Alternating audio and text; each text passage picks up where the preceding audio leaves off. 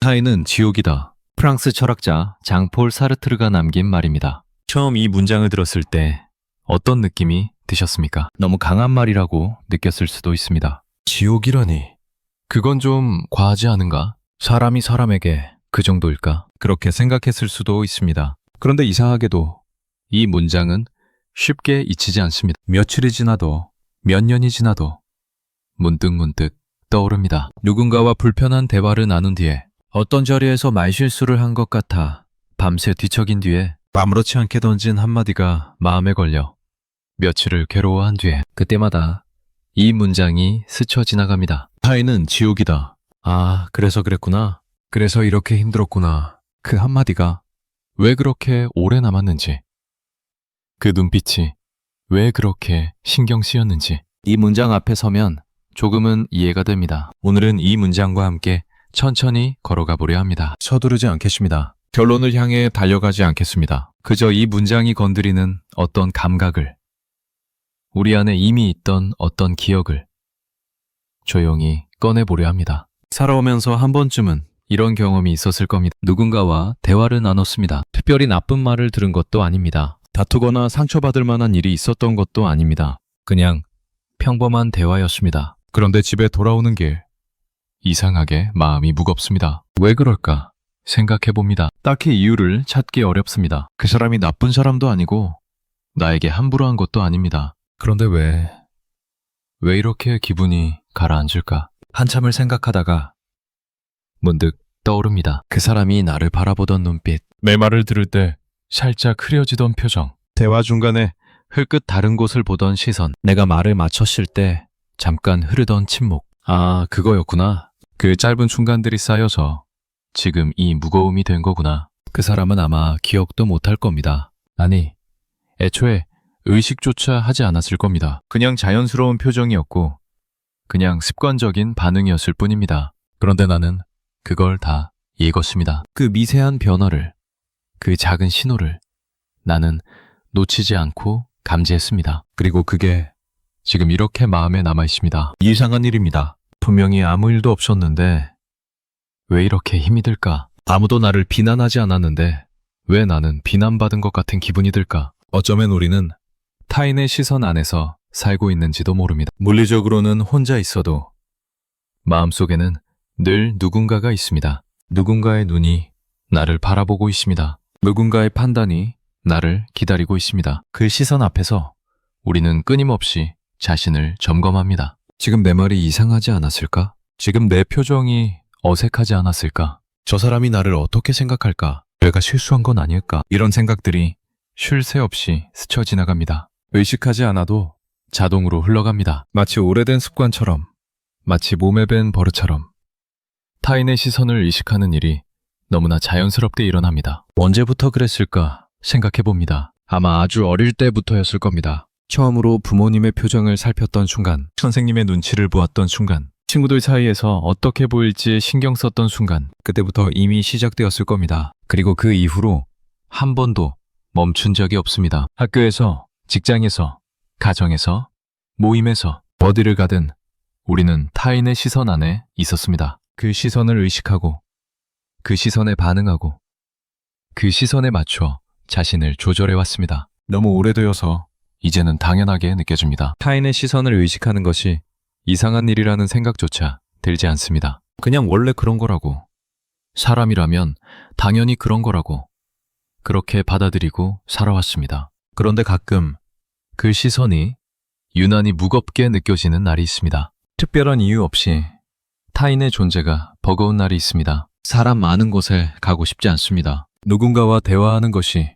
피곤합니다. 혼자 있고 싶은데, 완전히 혼자이고 싶은데 그게 쉽지 않습니다. 그런 날이면 작은 것도 신경 쓰입니다. 전화 한 통이 부담스럽습니다. 문자 하나에 어떻게 답해야 할지 고민됩니다. 모르는 사람과 눈이 마주치는 것조차 불편합니다. 왜 그럴까요? 왜 어떤 날은 타인의 존재가 그토록 무겁게 느껴질까요? 어쩌면 그날은 내 안에 여유가 없었던 것인지도 모릅니다. 나를 지탱할 힘이 부족했던 것인지도 모릅니다. 그래서 평소에는 감당할 수 있었던 시선들이 그날은 감당이 되지 않았던 것인지도 모릅니다. 타인의 시선은 늘 비슷한 무게로 존재합니다. 달라지는 것은 그 시선을 받아들이는 나입니다. 내가 얼마나 단단한가에 따라, 내가 얼마나 편안한가에 따라 같은 시선도 다르게 느껴집니다. 튼튼한 날에는 흘려보낼 수 있습니다. 무심하게 지나칠 수 있습니다. 그런데 흔들리는 날에는 그게 되지 않습니다. 작은 시선 하나에도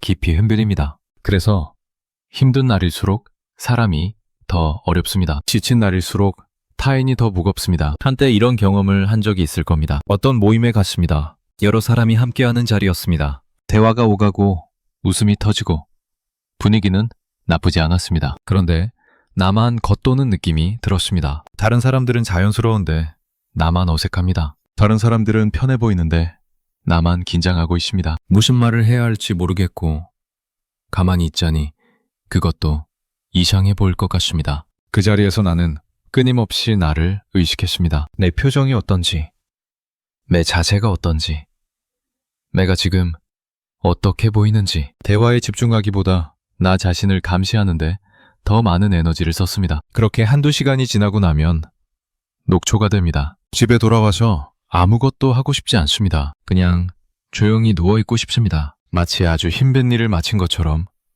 온몸에 힘이 빠져 있습니다. 이상한 일입니다. 그냥 사람들과 이야기를 나눴을 뿐인데 왜 이렇게 지칠까? 특별히 힘든 일을 한 것도 아닌데 왜 이렇게 피곤할까? 그 피로는 대화에서 온 것이 아닙니다. 그 피로는 타인의 시선을 의식하며 나를 감시했던 그 과정에서 온 것입니다. 나를 지키려는 노력, 나를 좋게 보이려는 노력, 실수하지 않으려는 노력, 이상해 보이지 않으려는 노력, 그 모든 노력이 쌓여서 그 피로가 된 것입니다. 사르트르가 타인은 지옥이다 라고 했을 때 그것은 타인이 나쁘다는 뜻이 아니었습니다. 타인이 적이라는 뜻도 아니었습니다. 타인을 멀리해야 한다는 뜻도 아니었습니다. 그가 말하고자 한 것은 조금 다른 것이었습니다. 우리는 타인의 시선 안에서 나를 발견합니다. 타인이 나를 어떻게 보는지를 통해 나는 나를 인식하게 됩니다. 그런데 바로 그 지점에서 고통이 시작됩니다. 타인이 보는 나와 내가 느끼는 내가 항상 일치하지 않습니다. 타인의 눈에 비친 나는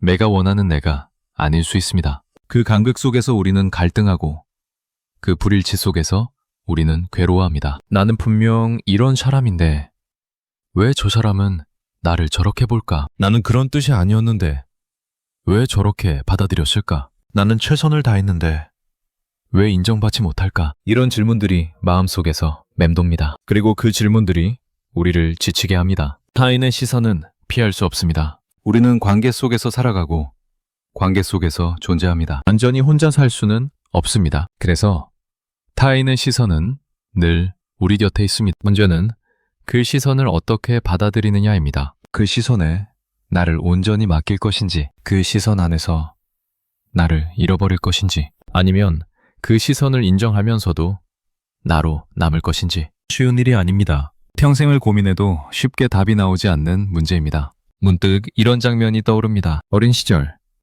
누군가 앞에서 발표를 해야 했던 순간 많은 눈이 나를 바라보고 있었습니다. 심장이 빠르게 뛰었습니다. 손이 떨렸습니다. 목소리가 잘 나오지 않았습니다. 왜 그랬을까요? 발표 내용이 어려워서가 아니었습니다. 준비가 부족해서도 아니었습니다. 그 많은 시선이 나를 향하고 있다는 것, 그것만으로도 충분히 긴장되었습니다. 지금도 비슷한 경험을 합니다. 회의에서 발언해야 할 때, 여러 사람 앞에서 인사해야 할 때, 낯선 사람들과 처음 만나야 할 때, 그때마다 비슷한 긴장이 찾아옵니다. 나이가 들면 나아질 줄 알았습니다. 경험이 쌓이면 익숙해질 줄 알았습니다. 그런데 생각만큼 그렇지 않습니다. 여전히 긴장되고, 여전히 불편하고, 여전히 타인의 시선이 신경 쓰입니다. 어쩌면 이것은 사라지지 않는 것인지도 모릅니다. 없앨 수 있는 것이 아니라 함께 가야 하는 것인지도 모릅니다. 극복해야 할 약점이 아니라 인간이라면 누구나 가지고 있는 자연스러운 감각인지도 모릅니다. 그렇게 생각하면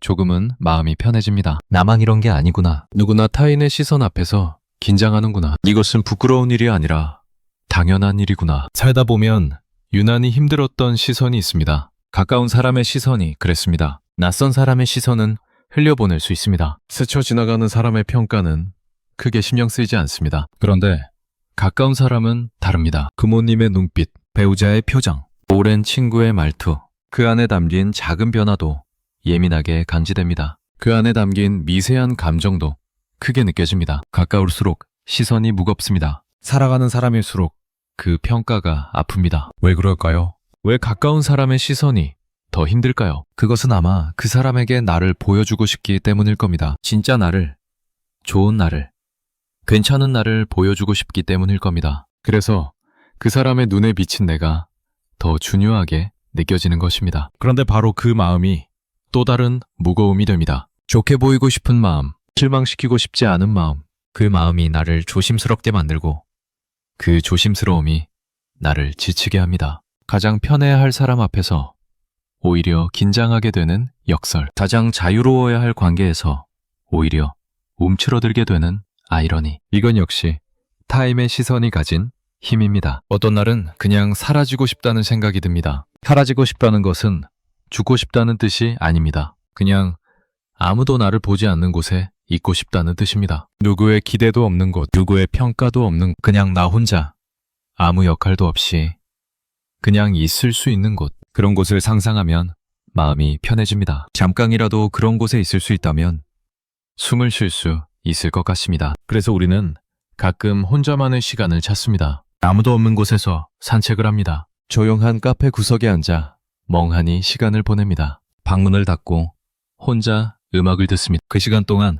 우리는 타임의 시선에서 잠시 벗어납니다. 누구의 눈도 의식하지 않아도 됩니다. 어떻게 보일지 신경 쓰지 않아도 됩니다. 그냥 나 자신으로 있을 수 있습니다. 그 시간이 필요합니다. 그 시간이 있어야 다시 사람들 사이로 돌아갈 수 있습니다. 그 시간이 있어야 다시 타임의 시선을 감당할 수 있습니다. 혼자인 시간은 도피가 아닙니다. 그것은 회복입니다. 나를 다시 채우는 시간입니다. 돌아보면 타임의 시선 때문에 포기한 것들이 있습니다. 하고 싶었지만 하지 못한 것들, 말하고 싶었지만 말하지 못한 것들, 시도하고 싶었지만 시도하지 못한 것들.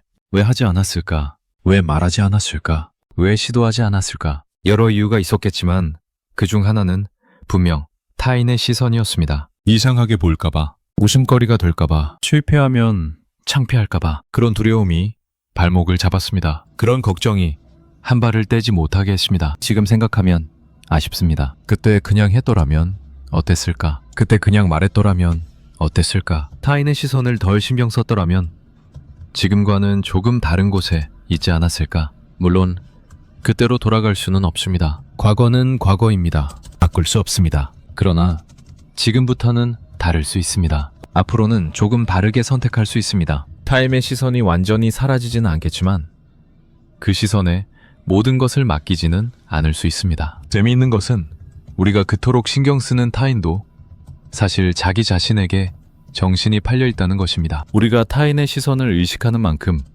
타인도 자신의 시선을 의식합니다. 우리가 어떻게 보일지 걱정하는 만큼 타인도 자신이 어떻게 보일지 걱정합니다. 모두가 자기 자신을 바라보느라 바쁩니다. 우리가 생각하는 것만큼 타인은 우리를 보고 있지 않습니다. 우리가 두려워하는 것만큼 타인은 우리를 판단하고 있지 않습니다. 대부분의 사람들은 자기 자신에게 집중하느라 다른 사람을 그렇게 세밀하게 관찰할 여유가 없습니다. 내가 한 실수를 나는 며칠 동안 기억하지만 그것을 본 사람은 몇 분 만에 잊어버립니다. 내가 한 말실수를 나는 오래 곱씹지만 그것을 들은 사람은 이미 다른 생각을 하고 있습니다. 이것을 알면 조금 마음이 가벼워집니다. 그토록 신경 썼던 것들이 사실 그렇게 대단한 것이 아니었구나. 그토록 두려워했던 것들이 사실 그렇게 심각한 것이 아니었구나. 물론 이것을 안다고 해서 타인의 시선이 신경 쓰이지 않게 되는 것은 아닙니다. 머리로는 알아도 마음이 따라가지 않을 때가 많습니다. 그래도 가끔 이 사실을 떠올리면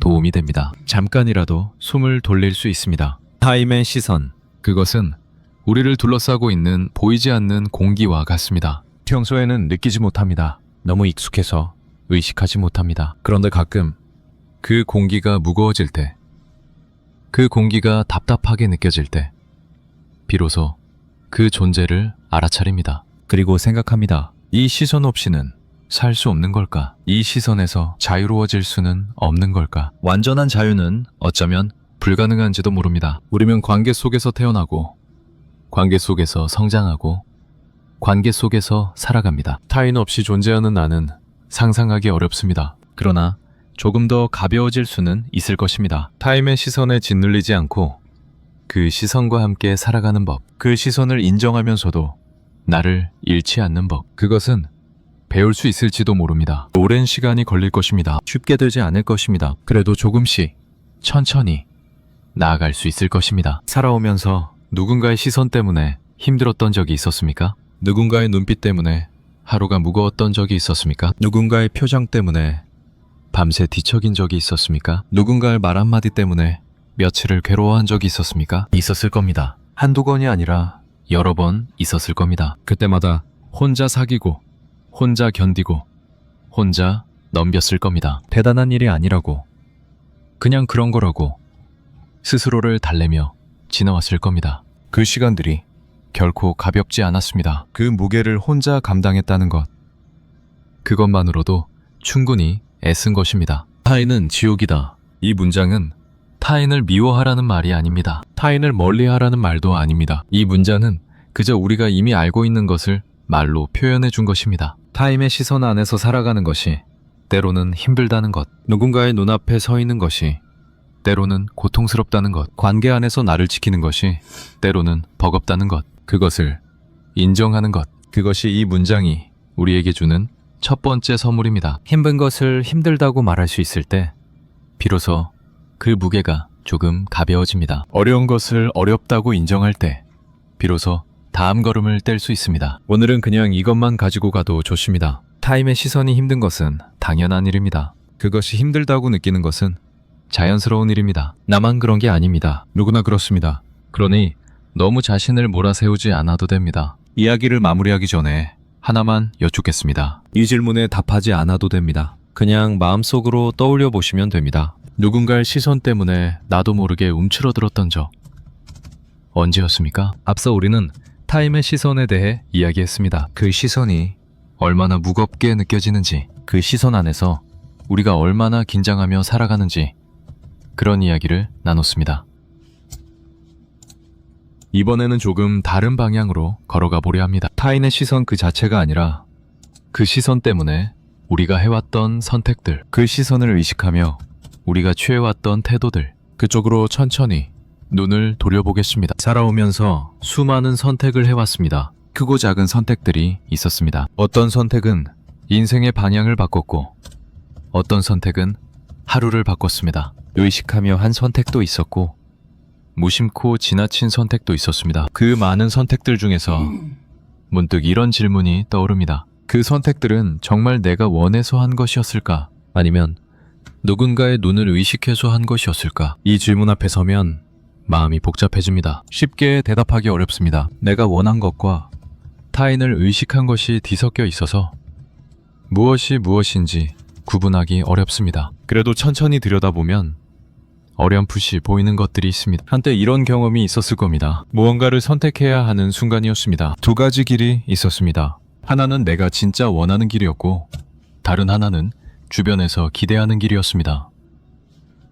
마음은 한쪽으로 기울어 있었습니다. 그런데 입 밖으로 나온 대답은 다른 쪽이었습니다. 왜 그랬을까요? 왜 원하는 것을 선택하지 않았을까요? 여러 이유가 있었겠지만 그 중 하나는 분명 이것이었습니다. 그 선택을 하면 어떻게 보일까? 이상하게 생각하지 않을까? 실망하지 않을까? 걱정하지 않을까? 그런 생각들이 발목을 잡았습니다. 결국 더 안전해 보이는 쪽을, 더 무난해 보이는 쪽을, 주변에서 고개를 끄덕여 줄 것 같은 쪽을 선택했습니다. 그 순간에는 그게 맞는 것 같았습니다. 갈등을 피할 수 있었고, 걱정을 덜 수 있었고, 주변의 기대에 부응할 수 있었습니다. 나쁜 선택이 아니었습니다. 틀린 선택이 아니었습니다. 그런데 시간이 흐른 뒤에 문득문득 그때가 떠오릅니다. 그때 다른 선택을 했더라면 어땠을까? 내가 원하는 쪽을 선택했더라면 어땠을까? 지금과는 다른 곳에 있지 않았을까? 물론 알 수 없는 일입니다. 다른 선택을 했다고 해서 반드시 더 나았으리라는 보장은 없습니다. 오히려 더 힘들었을 수도 있습니다. 그러나 그럼에도 불구하고 마음 한쪽에는 작은 아쉬움이 남아 있습니다. 그 아쉬움의 정체는 무엇일까요? 그것은 아마 나를 선택하지 않았다는 것에 대한 아쉬움일 겁니다. 내 마음보다 타인의 시선을 먼저 생각했다는 것에 대한 조용한 후회일 겁니다. 이런 선택은 한두 번이 아니었습니다.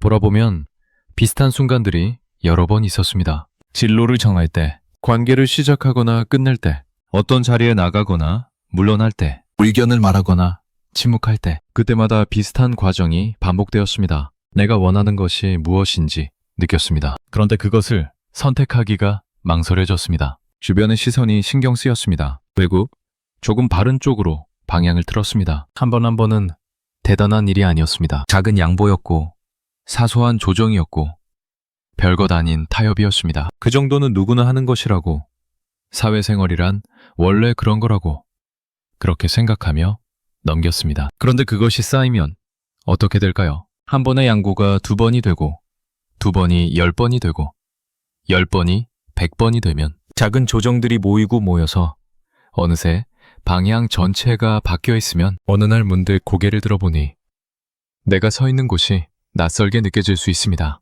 여기가 어디지? 내가 왜 여기 있지? 이게 내가 원했던 곳인가? 그런 물음이 찾아올 수 있습니다. 좋은 사람으로 보이고 싶었습니다. 이것은 많은 사람들이 가지고 있는 바람입니다. 나쁜 바람이 아닙니다. 자연스러운 바람입니다. 누가 나쁜 사람으로 보이고 싶겠습니까? 누가 이기적인 사람으로, 배려 없는 사람으로, 차가운 사람으로 보이고 싶겠습니까? 좋은 사람으로 보이고 싶은 마음은 당연합니다. 그래서 우리는 노력합니다. 다른 사람의 부탁을 들어줍니다. 불편한 상황에서도 웃으며 넘깁니다. 내 생각과 다르더라도 맞장구를 칩니다. 거절하고 싶은데 거절하지 못합니다. 그 모든 것이 좋은 사람으로 보이기 위한 노력입니다. 나쁜 것이 아닙니다. 그런 노력 덕분에 관계가 유지되고 갈등이 줄어들고 일상이 부드럽게 흘러갑니다. 그런데 가끔 그 노력이 너무 무겁게 느껴질 때가 있습니다. 왜 나는 항상 맞춰줘야 할까? 왜 나는 항상 이해해야 할까? 왜 나는 항상 참아야 할까? 그런 생각이 스쳐 지나갈 때가 있습니다. 그리고 그 뒤에는 더 깊은 질문이 따라옵니다. 나는 정말 좋은 사람인 걸까? 아니면 좋은 사람처럼 보이려고 애쓰는 것일까? 이 둘은 같은 것일까요?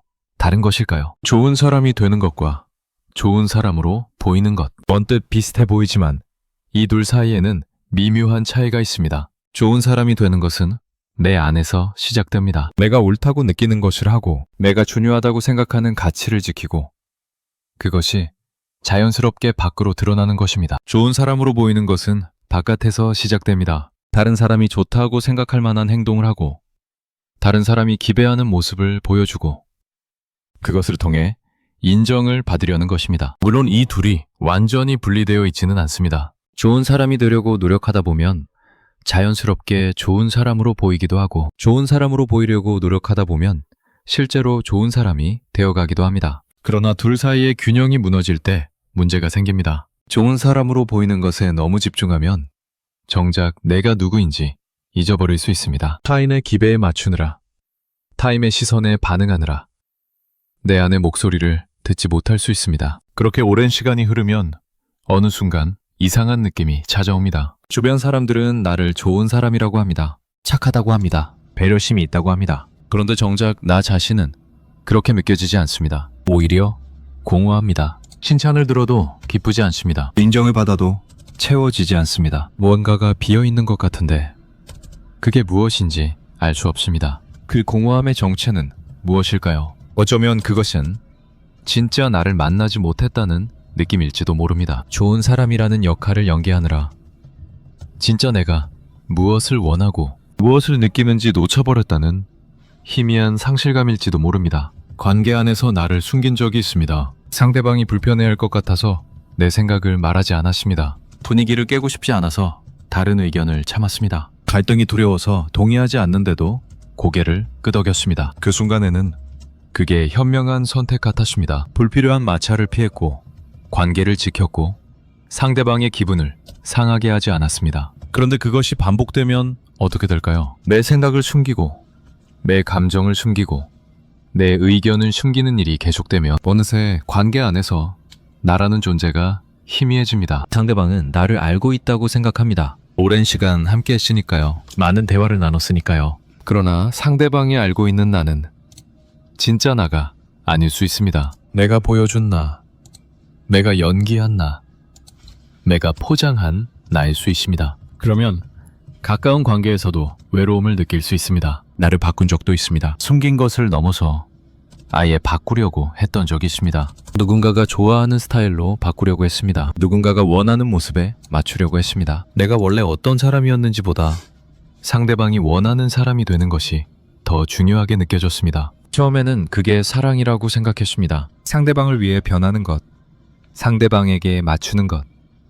그게 진짜 사랑이고 진짜 배려라고 생각했습니다. 그러나 시간이 흐르면서 지쳐갔습니다. 와닿지 않은 모습을 유지하는 것이 힘들었습니다. 원래 내가 자꾸 튀어나왔습니다. 억누르다가 어느 순간 터져버렸습니다. 그리고 생각했습니다. 나는 왜 바뀌려고 했을까? 그건 정말 상대방을 위한 것이었을까? 아니면 상대방에게 버림받지 않으려는 두려움 때문이었을까? 돌아보면 후자에 가까웠습니다. 있는 그대로의 내가 받아들여지지 않을 것 같은 두려움. 진짜 나를 보여주면 떠나버릴 것 같은 두려움. 그 두려움이 나를 바꾸게 만들었습니다. 그런데 역설적이게도 바뀌려고 애쓸수록 관계는 더 힘들어졌습니다. 진짜가 아닌 모습은 오래 유지되지 않았습니다. 템이 생기고 균열이 생기고 결국 무너졌습니다. 차라리 처음부터 있는 그대로를 보여줬더라면 어땠을까? 그래서 받아들여지지 않았다면 그것은 맞지 않는 관계였던 것이고,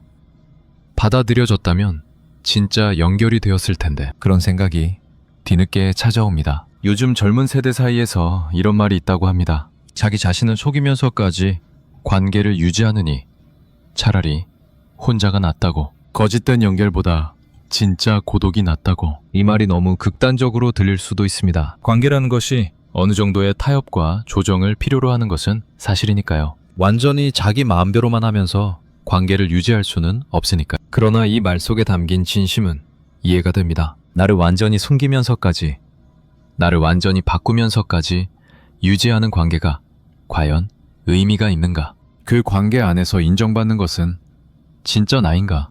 아니면 내가 만들어낸 허상인가? 이런 질문들이 그 말 뒤에 숨어 있습니다. 어느 세대든 어느 나이든 이 질문 앞에서 자유로운 사람은 없을 겁니다. 익숙해진 선택들이 있습니다. 너무 오래 반복해서 이제는 선택이라는 느낌조차 들지 않는 것들. 누군가 부탁하면 일단 들어주는 것, 불편해도 내색하지 않는 것, 싫어도 싫다고 말하지 않는 것, 힘들어도 힘들다고 표현하지 않는 것. 이것들은 처음에는 의식적인 선택이었을 겁니다. 배려가 자연스러워졌다는 뜻이니까요. 타인을 생각하는 것이 습관이 되었다는 뜻이니까요. 그러나 다른 면에서는 걱정이 됩니다. 너무 자동화되어서 정작 내가 무엇을 원하는지 모를 때가 있습니다. 너무 익숙해져서 다른 방식으로 행동하는 것이 어색하게 느껴질 때가 있습니다. 누군가 물어봅니다. 너는 뭘 원해? 그 질문 앞에서 멈칫합니다. 뭘 원하냐고요? 글쎄요.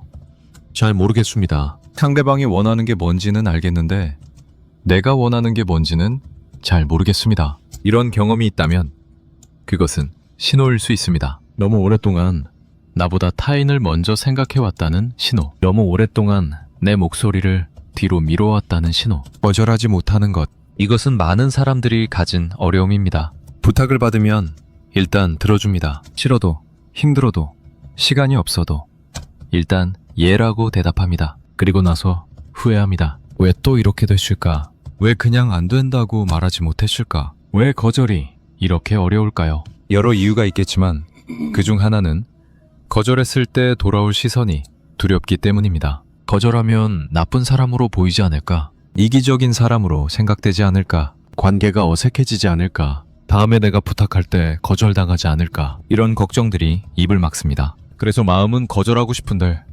입에서는 알겠다는 말이 나옵니다. 그리고 그 순간 작은 스트레스가 쌓입니다. 작은 불만이 쌓입니다. 작은 지침이 쌓입니다. 한두 번은 괜찮습니다. 그러나 그것이 계속되면 어느 순간 한계에 도달합니다. 쌓이고 쌓인 것들이 한꺼번에 터져 나옵니다. 그리고 그때가 되면 상대방은 당황합니다. 갑자기 왜 그래? 전에는 괜찮았잖아. 맞습니다. 전에는 괜찮아 보였습니다. 괜찮은 척 했으니까요. 그 안에서 무엇이 쌓이고 있었는지 밖에서는 알 수 없었습니다. 거절하지 못하는 것은 친절이 아닙니다. 그것은 때로 자신에 대한 방치이고 관계에 대한 기만입니다. 진짜 친절은 할 수 있을 때 하고 할 수 없을 때 솔직하게 말하는 것입니다. 그런데 그게 참 어렵습니다. 왜 이렇게 되었을까 생각해봅니다. 왜 나보다 타인을 먼저 생각하게 되었을까? 왜 내 목소리보다 타인의 시선을 먼저 의식하게 되었을까? 아마 어린 시절부터 배운 것일 겁니다. 착한 아이가 되어야 한다고 배웠습니다. 말 잘 듣는 아이가 좋은 아이라고 배웠습니다. 부모님을 기쁘게 하고 선생님 말씀을 잘 따르고 친구들과 잘 어울리는 것이 중요하다고 배웠습니다. 그것이 나쁜 가르침은 아니었습니다. 사회 속에서 살아가려면 어느 정도의 조화가 필요합니다. 자기 마음대로만 하면 관계가 유지되지 않습니다. 그래서 타인을 배려하고 타인에게 맞추는 법을 배우는 것은 필요한 일입니다. 그러나 그것이 지나치면 문제가 됩니다. 말하지 못한 것들이 있습니다. 마음속에는 있었지만 입 밖으로 내지 못한 것들. 불만이 있었지만 말하지 않았습니다. 상처받았지만 내색하지 않았습니다. 원하는 것이 있었지만 요구하지 않았습니다. 생각이 달랐지만 침묵했습니다. 왜 말하지 못했을까요? 말하면 분위기가 나빠질 것 같아서, 말하면 상대방이 기분 나빠할 것 같아서, 말하면 관계가 틀어질 것 같아서, 말해봐야 바뀌는 게 없을 것 같아서, 그런 생각들이 입을 닫게 했습니다. 그리고 그 말하지 못한 것들은 어디로 갔을까요? 사라지지 않았습니다. 마음 어딘가에 쌓였습니다. 보이지 않는 곳에 차곡차곡 쌓였습니다. 가끔 그것들이 올라옵니다. 예상치 못한 순간에 전혀 다른 상황에서 갑자기 화가 치밀어 오르거나 눈물이 나거나 합니다. 지금 상황과는 맞지 않는 감정이 퍼져나옵니다. 그것은 지금의 감정이 아닙니다. 오래전에 말하지 못했던 것들, 표현하지 못했던 것들, 그것들이 뒤늦게 나오는 것입니다. 말하지 못한 것들은 사라지지 않습니다. 어딘가에 남아서 어떤 형태로든 나타납니다. 그래서 제때 표현하는 것이 중요합니다. 물론 그게 쉽지 않다는 것도 알고 있습니다. 지금까지의 나를 돌아봅니다. 수많은 선택들, 수많은 순간들, 그 안에서 나는 어떤 패턴을 반복해왔을까? 타인의 기대에 맞추려 했던 순간들이 보입니다. 나를 숨기거나 바꾸려 했던 순간들이 보입니다. 좋은 사람으로 보이기 위해 애썼던 순간들이 보입니다. 그것이 전부 잘못된 것은 아닙니다. 그 덕분에 관계가 유지되기도 했고, 갈등을 피하기도 했고, 주어진 역할을 해내기도 했습니다. 나쁜 선택이 아니었습니다. 그러나 그 과정에서 놓친 것들도 있습니다. 내가 진짜 원했던 것, 내가 진짜 느꼈던 것, 내가 진짜 말하고 싶었던 것, 그것들이 어딘가에 남겨진 채 잊혀져 갔습니다. 지금이라도 돌아볼 수 있습니다. 지금이라도 그 목소리에 귀 기울일 수 있습니다. 늦지 않았습니다. 언제든 다시 시작할 수 있습니다. 앞으로의 선택은 어떻게 하고 싶습니까? 지금까지와 같은 방식으로 계속하고 싶습니까? 아니면 조금 다르게 해보고 싶습니까? 정답은 없습니다. 타인의 시선을 완전히 무시하고 내 마음대로만 사는 것이 정답은 아닙니다. 그렇게 하면 관계가 무너지고 고립될 수 있습니다. 그렇다고 타인의 기대에만 맞추며 사는 것도 정답은 아닙니다. 그렇게 하면 나를 잃어버리고 공허해질 수 있습니다. 어딘가에 균형이 있을 겁니다. 타인을 배려하면서도 나를 지키는 균형, 관계를 유지하면서도 나로 남는 균형. 그 균형점은 사람마다 다를 겁니다. 상황마다 다를 겁니다. 정해진 공식이 없습니다. 그래서 어렵습니다. 매번 새로 판단해야 하고 매번 새로 선택해야 합니다. 때로는 실수하고 때로는 후회하고 그러면서 조금씩 자신만의 균형을 찾아가는 것입니다. 선택에 대해 생각할 때 하나 기억해두면 좋은 것이 있습니다. 모든 선택에는 결과가 따릅니다. 타인의 기대에 맞추면 당장의 갈등은 피할 수 있지만 장기적으로는 나를 잃어버릴 수 있습니다. 나를 먼저 생각하면 당장의 불편은 감수해야 하지만 장기적으로는 나로 남을 수 있습니다. 어떤 선택도 공짜가 아닙니다. 무언가를 얻으면 무언가를 잃고 무언가를 지키면 무언가를 포기합니다. 그것이 선택의 본질입니다. 중요한 것은 그 대가를 알고 선택하는 것입니다. 모르고 선택하면 나중에 후회합니다. 알고 선택하면 결과가 어떻든 받아들일 수 있습니다. 타인의 기대에 맞추기로 했다면 그 대가를 알고 선택하면 됩니다. 나를 먼저 생각하기로 했다면 그 대가를 알고 선택하면 됩니다. 어느 쪽이든 의식적으로 선택하는 것이 무의식적으로 끌려가는 것보다 낫습니다. 원한은 작은 것에서 시작됩니다. 갑자기 모든 것을 바꿀 필요는 없습니다. 갑자기 다른 사람이 될 필요도 없습니다. 작은 것 하나만 달리해보는 것으로 충분합니다. 평소에 예라고 했을 상황에서 한 번만 아니라고 말해보는 것. 평소에 참았을 감정을 한 번만 조심스럽게 표현해보는 것. 평소에 맞췄을 상황에서 한 번만 내 의견을 내보는 것. 작은 시도 하나가 새로운 경험이 됩니다. 그 경험이 쌓이면 변화가 됩니다. 물론 쉽지 않습니다. 오래된 습관은 쉽게 바뀌지 않습니다. 한번 시도했다가 잘 안 되면 다시 예전으로 돌아가기 쉽습니다. 그래도 괜찮습니다. 한 번 안 되면 두 번, 두 번 안 되면 세 번. 실패해도 괜찮습니다. 다시 해보면 됩니다. 중요한 것은 포기하지 않는 것입니다. 조금씩, 천천히 나를 되찾아가는 것입니다. 가끔 이런 생각이 듭니다. 진짜 나를 보여줬을 때 사람들이 나를 받아들여 줄까?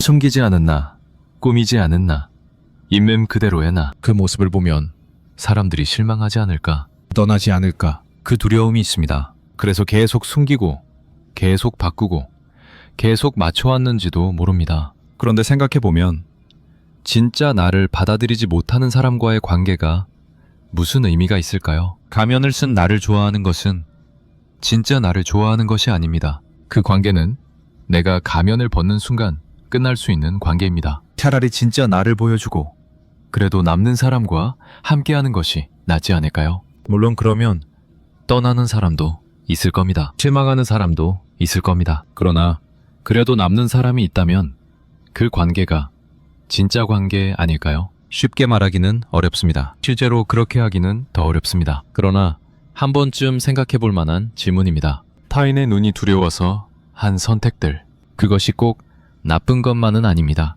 그 선택들 덕분에 여기까지 온 것도 사실입니다. 그러나 앞으로는 조금 달라져도 좋겠습니다. 타인의 눈을 완전히 무시할 수는 없지만 그 눈에 모든 것을 맡기지는 않아도 좋겠습니다. 내가 원하는 것이 무엇인지 한 번쯤 물어보아도 좋겠습니다. 내가 진짜 느끼는 것이 무엇인지 한 번쯤 확인해 보아도 좋겠습니다. 그리고 가끔은 내 마음을 따라 선택해 보아도 좋겠습니다. 그것이 타인의 기대와 다르더라도, 그것이 조금 불편한 결과를 가져오더라도 나를 선택하는 경험을 해보아도 좋겠습니다. 삶은 선택의 연속입니다. 지금까지 해온 선택들이 지금의 나를 만들었고 앞으로 할 선택들이 앞으로의 나를 만들 것입니다. 그 선택의 주인은 누구입니까? 타인의 시선입니까? 타인의 기대입니까? 아니면 나 자신입니까? 이 질문에 정답은 없습니다. 상황에 따라 다르고 사람에 따라 다릅니다. 때로는 타인을 먼저 생각해야 할 때도 있고 때로는 나를 먼저 생각해야 할 때도 있습니다. 다만 한 가지는 분명합니다. 선택의 순간에 내가 무엇을 원하는지 아는 것은 중요합니다. 설령 그것을 선택하지 못하더라도 내가 무엇을 포기하는지 아는 것은 중요합니다. 그래야 후회가 적습니다. 그래야 나중에 돌아봤을 때 적어도 모르고 한 선택은 아니었다고 말할 수 있습니다. 지금 이 순간 문득 떠오르는 선택이 있습니까? 과거에 했던 어떤 선택, 그때 왜 그렇게 선택했는지, 그것이 정말 내가 원해서였는지 아니면 누군가의 눈이 두려워서였는지 떠오르는 것이 있다면 잠시 그 순간을 바라보아도 좋겠습니다. 판단하지 않아도 됩니다. 후회하지 않아도 됩니다. 그냥 바라보기만 해도 됩니다. 그리고 앞으로의 선택에 대해서도 한 번쯤 생각해 보아도 좋겠습니다. 지금까지와 같은 방식으로 할 것인지, 조금 바르게 해볼 것인지 정답을 찾지 않아도 됩니다. 그냥 생각만 해봐도 됩니다. 이야기를 마무리하기 전에 하나만 여쭙겠습니다. 이 질문에 답하지 않아도 됩니다. 그냥 마음속으로 떠올려 보시면 됩니다. 그 선택은 내가 원해서였습니까?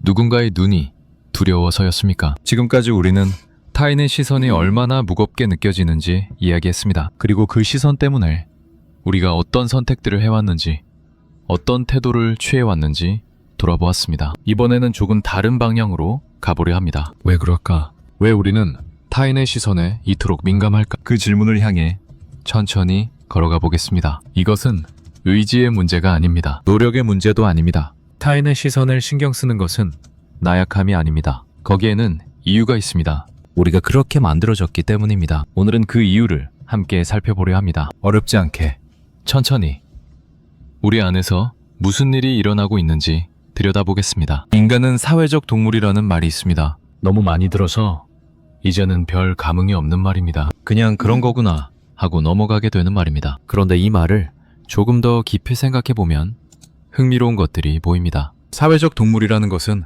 단순히 무리지어 산다는 뜻이 아닙니다. 다른 사람과 함께 살아야만 살 수 있다는 뜻입니다. 혼자서는 생존할 수 없다는 뜻입니다. 아주 오래전을 생각해봅니다. 인류의 조상들이 살았던 시대, 그때 인간은 지금보다 훨씬 약한 존재였습니다. 맹수보다 힘이 약했습니다. 혼자서는 사냥도 어려웠습니다. 추위와 더위를 막을 방법도 제한적이었습니다. 그런 상황에서 살아남으려면 무리가 필요했습니다. 함께 사냥하고, 함께 음식을 나누고, 함께 위험에 대처해야 했습니다. 무리에서 떨어지면 죽음이었습니다. 혼자 남겨지면 생존이 어려웠습니다. 그래서 인간에게 무리는 생명줄이었습니다. 무리 안에 있어야 살 수 있었고, 무리에서 쫓겨나면 끝이었습니다. 이것이 수십만 년 동안 반복되었습니다. 그 긴 시간 동안 인간의 뇌는 변화했습니다. 무리 안에서 살아남기 위한 방향으로 발달했습니다. 다른 사람의 반응에 민감해지고 무리에서 배제되는 것을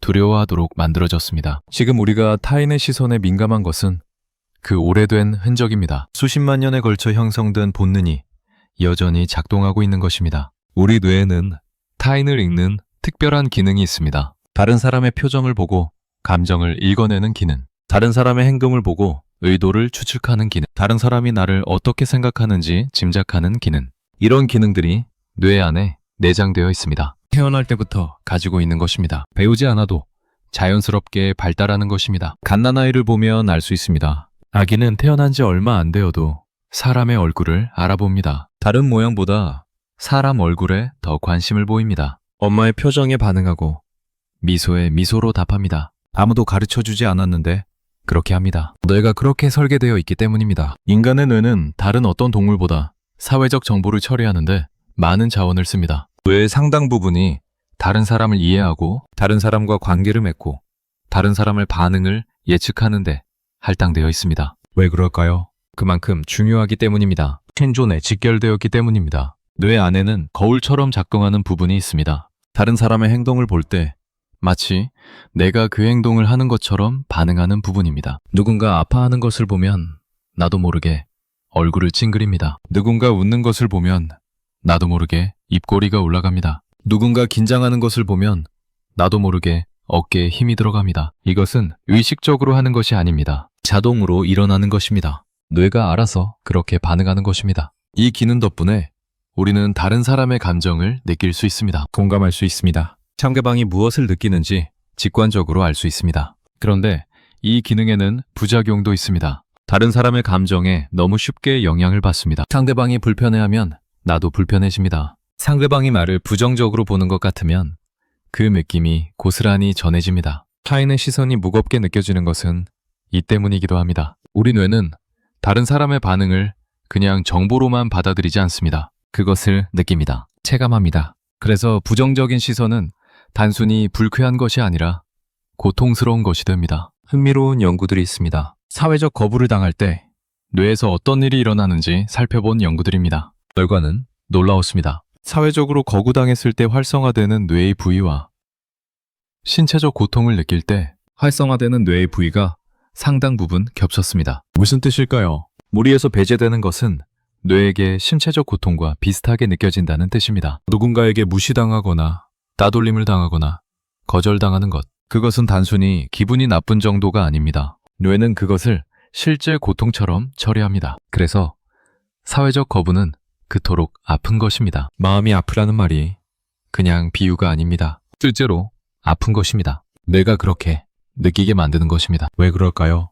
다시 오래전으로 돌아가면 이해가 됩니다. 무리에서 쫓겨나는 것은 죽음을 의미했습니다. 그래서 뇌는 사회적 배제를 극도로 위험한 상황으로 인식하도록 진화했습니다. 신체적 위험만큼이나 심각하게 받아들이도록 설계되었습니다. 지금은 무리에서 쫓겨나도 죽지 않습니다. 사회가 달라졌습니다. 혼자서도 살 수 있는 환경이 되었습니다. 그러나 뇌는 아직 그것을 모릅니다. 수십만 년 동안 형성된 반응 체계는 쉽게 바뀌지 않습니다. 그래서 우리는 여전히 거부를 두려워합니다. 합리적으로 생각하면 대단한 일이 아닌데도 뇌는 그것을 심각한 위협으로 받아들입니다. 타인의 시선을 의식하는 것, 이것은 결함이 아닙니다. 오히려 인간이 가진 가장 중요한 능력 중 하나입니다. 이 능력이 있었기에 인간은 협력할 수 있었습니다. 복잡한 사회를 만들 수 있었습니다. 문명을 이룰 수 있었습니다. 다른 사람이 나를 어떻게 보는지 신경 쓰지 않는다면, 다른 사람의 반응에 전혀 영향받지 않는다면 그런 존재는 사회 안에서 살아가기 어려울 것입니다. 관계를 맺기 어려울 것입니다. 협력하기 어려울 것입니다. 타인의 시선을 의식하는 것은 사회적 존재로서 필수적인 기능입니다. 문제는 그 기능이 때때로 과하게 작동한다는 것입니다. 필요한 것 이상으로 민감하게 반응한다는 것입니다. 실제로는 위험하지 않은 상황에서도 위험을 느낀다는 것입니다. 이것을 이해하면 조금 마음이 편해집니다. 내가 타인의 시선에 민감한 것은 내 잘못이 아닙니다. 나약해서가 아닙니다. 내가 그렇게 작동하도록 만들어졌기 때문입니다. 나만 그런 것도 아닙니다. 모든 인간이 그렇습니다. 정도의 차이는 있지만 타인의 시선에서 완전히 자유로운 사람은 없습니다. 여기서 한 가지 흥미로운 점이 있습니다. 타인의 시선을 의식할 때 실제로 타인이 나를 보고 있을 필요는 없습니다. 무슨 말일까요? 우리는 혼자 있을 때도 타인의 시선을 의식합니다. 아무도 보지 않는데도 어떻게 보일지 신경 씁니다. 실제 타인이 없어도 머릿속에 있는 타인이 나를 바라봅니다. 생각해보면 이상한 일입니다. 아무도 없는 방에 혼자 있습니다. 그런데 무언가를 하려다가 멈칫합니다. 이러면 안 될 것 같은 느낌이 듭니다. 누군가 보고 있는 것 같은 느낌이 듭니다. 그 누군가는 누구일까요? 실제로 보는 사람은 없습니다. 그런데 머릿속에는 누군가가 있습니다. 나를 지켜보고 나를 판단하고 나를 평가하는 누군가가 있습니다. 이것이 내면화된 타인입니다. 우리는 살면서 수많은 타인을 만납니다. 부모, 선생님, 친구, 동료, 사회, 그들의 시선을 받으며 살합니다. 그리고 그 시선들이 내 안에 들어옵니다. 처음에는 바깥에 있던 시선이 어느새 안으로 들어와 자리 잡습니다. 이제 실제 타인이 없어도 내 안의 타인이 나를 봅니다. 그 목소리가 나를 판단합니다. 내 안에 살고 있는 타인의 목소리. 이것은 여러 이름으로 불려왔습니다. 어떤 심리학자는 이것을 내면의 비평가라고 불렀습니다. 끊임없이 나를 평가하고 비판하는 내면의 목소리. 어떤 철학자는 이것을 타자의 시선이라고 불렀습니다. 내 안에 내면화된 타자가 나를 대상화한다고 말했습니다. 이름이야 어떻든 경험은 비슷합니다. 머릿속에서 나를 판단하는 목소리가 있습니다. 내가 하는 일을 평가하는 목소리가 있습니다. 잘했다, 못했다, 부족하다, 이상하다. 그렇게 말하는 목소리가 있습니다. 그 목소리는 되게 친절하지 않습니다. 칭찬보다 비판이 많습니다. 격려보다 지적이 많습니다. 나를 편들기보다 나를 몰아세웁니다. 왜 그럴까요? 그 목소리의 원형을 생각해보면 이해가 됩니다. 어린 시절 들었던 말들, 부모님의 꾸중, 선생님의 지적, 친구들의 놀림, 그런 것들이 쌓여서 내면의 목소리가 됩니다. 그리고 그 시절에는 칭찬보다 비판을 더 많이 들었을 가능성이 높습니다. 잘하면 당연한 것이고 못하면 지적을 받습니다. 그래서 내면의 목소리도 그렇게 되었습니다. 잘해도 당연하게 여기고 조금만 부족해도 날카롭게 비판합니다. 이 내면의 목소리는 유용한 면이 있습니다. 자기 점검의 기능을 합니다. 잘못된 방향으로 가고 있을 때 경고를 보냅니다. 게을러지려 할 때 채찍질을 합니다. 사회적으로 부적절한 행동을 하려 할 때 제동을 겁니다. 이런 기능이 없다면 문제가 될 것입니다. 자기 점검 없이는 성장하기 어렵습니다. 피드백 없이는 개선하기 어렵습니다. 그러나 이 목소리가 너무 크면 문제가 됩니다. 너무 자주 비판하고 너무 가혹하게 평가하면 도움이 되기보다 방해가 됩니다. 성장을 돕기보다 움츠러들게 만듭니다. 많은 사람들이 이런 상태에 있습니다. 내면의 비판 목소리가 너무 큽니다. 무엇을 해도 부족하게 느껴집니다. 아무리 잘해도 만족스럽지 않습니다. 항상 더 잘해야 한다는 압박이 있습니다. 그 목소리는 실제 타인의 목소리가 아닙니다. 지금 주변에 있는 사람들은 그렇게까지 나를 비판하지 않습니다. 그런데 내 안의 목소리는 계속해서 나를 몰아세웁니다. 이것을 알아차리는 것이 중요합니다. 지금 나를 판단하는 것이 실제 타인인지, 내 안에 살고 있는 타인의 목소리인지, 내 안의 목소리는 누구의 것일까요? 가만히 들어보면 어렴풋이 느껴지는 것들이 있습니다. 어떤 목소리는 부모님의 목소리와 닮았습니다. 어린 시절 들었던 말들, 그 어조와 내용이 지금도 머릿속에서 울립니다. 그때는 바깥에서 들려오던 목소리가 이제는 내 안에서 스스로 울립니다. 어떤 목소리는 선생님의 목소리와 닮았습니다. 학교에서 받았던 평가들, 잘했다, 못했다 하던 그 말들이 아직도 머릿속에 남아있습니다. 어떤 목소리는 또래들의 목소리와 닮았습니다. 친구들 사이에서 어떻게 보였는지, 인정받았는지,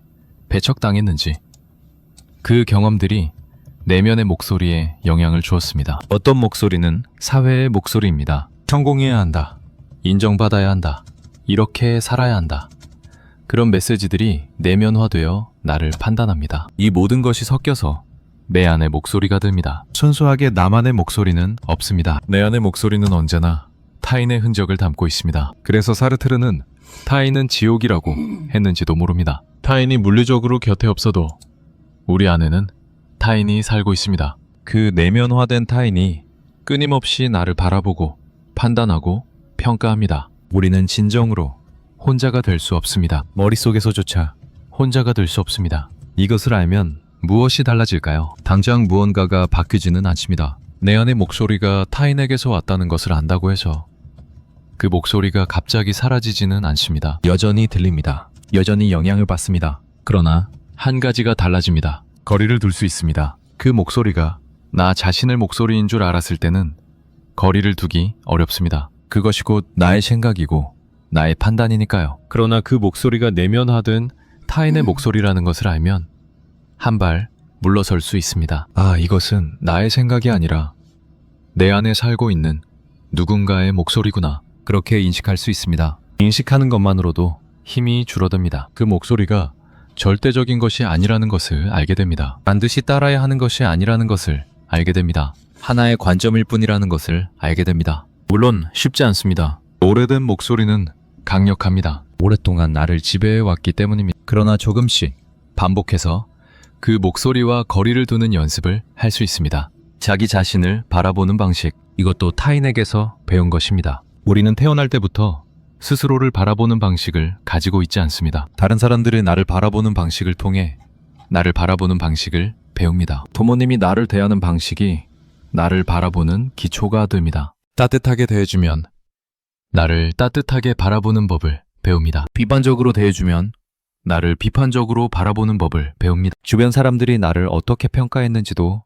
영향을 줍니다. 인정받으며 자라면 스스로를 인정하는 법을 배웁니다. 무시당하며 자라면 스스로를 무시하는 법을 배웁니다. 지금 내가 나를 바라보는 방식은 순수하게 나에게서 나온 것이 아닙니다. 타인에게서 배운 것입니다. 타인의 시선이 내면화된 것입니다. 이것을 알면 한 가지 가능성이 열립니다. 배운 것은 다시 배울 수 있습니다. 지금까지 나를 바라보던 방식이 마음에 들지 않는다면 다른 방식을 배울 수 있습니다. 쉽지는 않지만 불가능하지도 않습니다. 뇌는 변할 수 있습니다. 이것은 과학적으로 확인된 사실입니다. 오랫동안 뇌는 한번 형성되면 바뀌지 않는다고 믿어졌습니다. 어린 시절에 형성된 것이 평생 간다고 생각했습니다. 그러나 연구가 발전하면서 알게 되었습니다. 뇌는 평생에 걸쳐 변화할 수 있습니다. 새로운 연결이 생기고 오래된 연결이 약해지고 구조 자체가 바뀔 수 있습니다. 이것을 뇌의 가소성이라고 부릅니다. 어려운 말이지만 뜻은 간단합니다.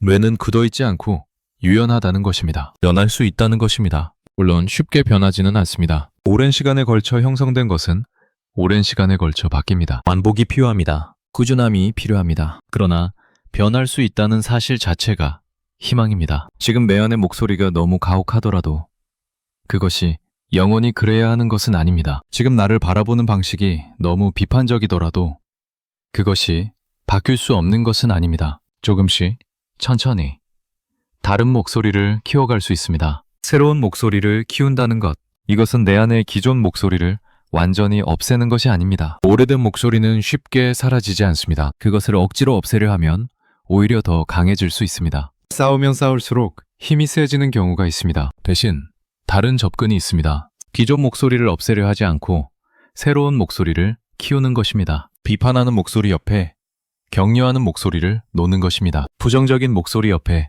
따뜻한 목소리를 놓는 것입니다. 처음에는 새 목소리가 아주 작습니다. 오래된 목소리에 묻혀서 잘 들리지 않습니다. 그러나 반복하면 조금씩 커집니다. 의식적으로 그 목소리에 힘을 주면 점점 또렷해집니다. 그렇게 해서 균형을 찾아가는 것입니다. 비판만 있는 상태에서 비판과 격려가 함께 있는 상태로, 부정만 있는 상태에서 부정과 긍정이 함께 있는 상태로,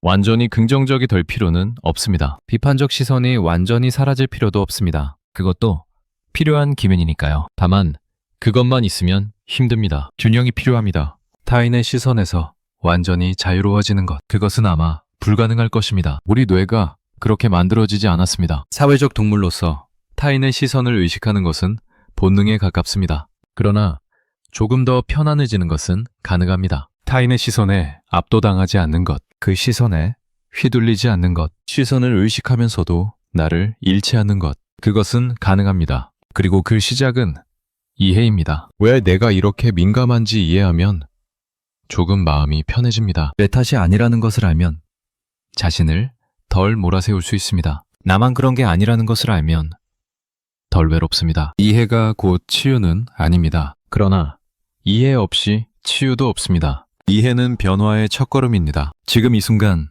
잠시 멈추어 봅니다. 머릿속에서 어떤 소리가 들립니까? 지금 이 글을 읽으면서 어떤 생각이 스쳐 지나갑니까? 어떤 판단이 일어나고 있습니까? 어떤 평가가 이루어지고 있습니까? 그것이 바로 내 안의 목소리입니다. 평소에는 너무 자연스러워서 알아차리지 못합니다. 물을 느끼지 못하듯 우리는 늘 그 안에 있어서 그것을 인식하지 못합니다. 그러나 의식적으로 주의를 기울이면 들립니다. 지금 무슨 생각을 하고 있지? 지금 무엇을 느끼고 있지? 그 생각과 느낌은 어디서 왔지? 이렇게 물으면 조금씩 보이기 시작합니다. 아, 지금 내가 이런 생각을 하고 있구나. 이런 판단을 하고 있구나. 이런 목소리가 들리고 있구나. 그것을 알아차리는 것 자체 의미 있는 일입니다. 알아차리는 순간 그 목소리와 내 사이에 작은 거리가 생깁니다. 완전히 동일시되어 있던 것이 조금 분리됩니다. 목소리는 여전히 들립니다. 그러나 나는 그 목소리가 아닙니다. 나는 그 목소리를 듣는 존재입니다. 이 미묘한 차이가 중요합니다. 내 안에 있는 타인의 목소리, 그것은 없앨 수 없는 것입니다. 지우려 해도 지워지지 않습니다. 그러나 그 목소리가 나의 전부는 아닙니다. 그 목소리 말고도 다른 것이 있습니다. 그 목소리를 듣고 있는 나, 그 목소리를 관찰하고 있는 나, 그 목소리와 거리를 두고 바라보는 나, 그 나는 어디에 있을까요? 어쩌면 그 나가 진짜 나일지도 모릅니다. 타인의 목소리에 휩쓸리지 않고 그것을 관찰할 수 있는 존재, 판단에 함몰되지 않고 한 발 물러서서 볼 수 있는 존재, 생각에 사로잡히지 않고 생각을 알아차릴 수 있는 존재, 그런 존재가 우리 안에 있습니다. 평소에는 잘 보이지 않습니다. 생각과 감정의 소용돌이 속에 묻혀 있습니다. 그러나 분명히 있습니다. 그것을 찾아가는 것, 그것이 어쩌면 타인의 시선에서 조금 더 자유로워지는 길일지도 모릅니다. 사르트르의 말로 돌아갑니다. 타인은 지옥이다. 이 말은 타인이 나쁘다는 뜻이 아닙니다. 이 말은 우리가 타인의 시선 안에서 살아간다는 사실을 말하고 있습니다. 그리고 그것이 때로는 고통스럽다는 사실을 말하고 있습니다. 타인의 시선은 피할 수 없습니다. 바깥의 타인도, 내 안의 타인도 모두 내 삶의 일부입니다. 그러나 그 시선에 완전히 지배당하지 않을 수는 있습니다. 그 시선을 인식하고 이해하고 거리를 두는 것, 그것이 가능합니다. 그리고 그 시작은 알아차림입니다. 지금 내 머릿속에서 무슨 일이 일어나고 있는지 알아차리는 것, 어떤 목소리가 나를 판단하고 있는지 알아차리는 것, 그 목소리가 어디서 왔는지 알아차리는 것. 알아차리면 힘이 약해집니다. 자동으로 작동하던 것이 수동으로 바뀝니다. 무의식적이던 것이 의식적이 됩니다. 그것만으로도 의미 있는 변화입니다. 오늘 이야기는 여기서 마무리하려 합니다. 정리하자면 이렇습니다. 인간은 사회적 존재로 진화했습니다. 타인의 시선에 민감한 것은 생존을 위해 형성된 본능입니다. 우리 뇌는 타인의 반응을 신체적 고통만큼이나 심각하게 받아들이도록 설계 되어 있습니다. 그리고 우리 안에는 내면화된 타인의 목소리가 살고 있습니다. 실제 타인이 없어도 그 목소리가 우리를 판단합니다. 그 목소리는 어린 시절부터 쌓여온 타인의 시선들이 합쳐진 것입니다. 이것을 바꾸기는 쉽지 않습니다. 그러나 알아차리는 것은 가능합니다. 알아차리면 거리를 둘 수 있습니다. 거리를 두면 조금씩 자유로워질 수 있습니다. 이야기를 마무리하기 전에 하나만 여쭙겠습니다. 이 질문에 답하지 않아도 됩니다. 그냥 마음속으로 떠올려 보시면 됩니다. 지금 내 머릿속에서 나를 판단하고 있는 목소리는 누구의 것입니까? 지금까지 우리는 타인의 시선이 주는 무게에 대해 이야기했습니다. 그 시선 때문에 힘들었던 순간들, 그 시선 때문에 움츠러들었던 순간들, 그 시선에 맞추려 나를 숨기고 바꾸었던 순간들, 그런 이야기들을 나눴습니다. 그런데 여기서 한 발 더 나아가 보려 합니다. 타인은 정말 지옥이기만 한 것일까요? 타인의 시선은 늘 고통스럽기만 한 것일까요? 삶 전체를 돌아보면 조금 다른 풍경도 보입니다. 살아오면서 타인 때문에 힘들었던 순간들이 있습니다. 분명히 있습니다. 부정할 수 없습니다. 누군가의 말 한마디에 깊이 상처받았습니다. 누군가의 시선에 오래도록 괴로워했습니다. 누군가의 평가 때문에 밤잠을 설쳤습니다. 누군가의 기대 때문에 나를 잃어버릴 뻔했습니다. 그런 순간들이 분명히 있었습니다. 그 기억은 여전히 마음 어딘가에 남아있습니다. 그런데 동시에 다른 기억도 있습니다. 타인 때문에 버텼던 순간들, 힘들 때 곁에 있어준 누군가, 무너질 것 같을 때 손을 내밀어준 누군가, 아무 말 없이 함께 있어준 누군가, 외편이 되어준 누군가, 그런 사람이 있었기에 지금 여기까지 올 수 있었습니다. 타인이 지옥이기만 했다면 우리는 아마 여기까지 오지 못했을 겁니다. 인간의 삶에서 관계는 양날의 검과 같습니다. 아픈 칼날이 때로는 나를 베고 때로는 나를 지켜줍니다. 타인은 나에게 상처를 주기도 하고 치유를 주기도 합니다. 타인은 나를 무너뜨리기도 하고 나를 일으켜 세우기도 합니다. 타인은 나를 가두기도 하고 나를 자유롭게 하기도 합니다. 이 양면성을 함께 보지 않으면 관계의 진짜 모습을 알 수 없습니다. 타인이 주는 고통만 보면 관계는 피해야 할 것이 됩니다. 혼자가 최선이라는 결론에 이릅니다. 타인이 주는 기쁨만 보면 관계는 이상화됩니다. 현실의 어려움을 외면하게 됩니다. 둘 다 보아야 합니다. 고통도 보고 기쁨도 보아야 합니다. 상처도 인정하고 치유도 인정해야 합니다. 그래야 관계의 온전한 모습이 보입니다. 문득 오래된 이야기가 떠오릅니다. 그리스 신화에 나오는 시시포스의 이야기입니다. 시시포스는 신들에게 벌을 받아 영원히 바위를 산 위로 굴려 올렸습니다. 힘겹게 바위를 밀어 올리면 정상에서 바위는 다시 굴러 떨어집니다. 그러면 다시 내려가서 바위를 밀어 올려야 합니다. 끝없이. 이것은 인생의 부조리함을 상징하는 이야기로 알려져 있습니다. 그런데 프랑스 철학자 알베르 카미는 여기서 한 가지를 더 보았습니다. 시시포스가 산을 내려가는 순간, 그 순간에 무엇이 있는가? 바위가 굴러 떨어지고 다시 내려가야 하는 그 순간, 지친 몸을 이끌고 다시 시작해야 하는 그 순간, 카미는 그 순간에 시시포스가 자신의 운명을 직면한다고 보았습니다. 그리고 그 직면 속에서 역설적인 자유를 발견한다고 말했습니다. 이것이 인간 조건의 본질이라고 카미는 생각했습니다. 삶은 부조리합니다. 고통은 피할 수 없습니다. 그러나 그 안에서도 의미를 만들어낼 수 있습니다. 그 안에서도 살아갈 이유를 찾을 수 있습니다. 관계도 마찬가지입니다. 타인은 고통을 줍니다. 피할 수 없습니다.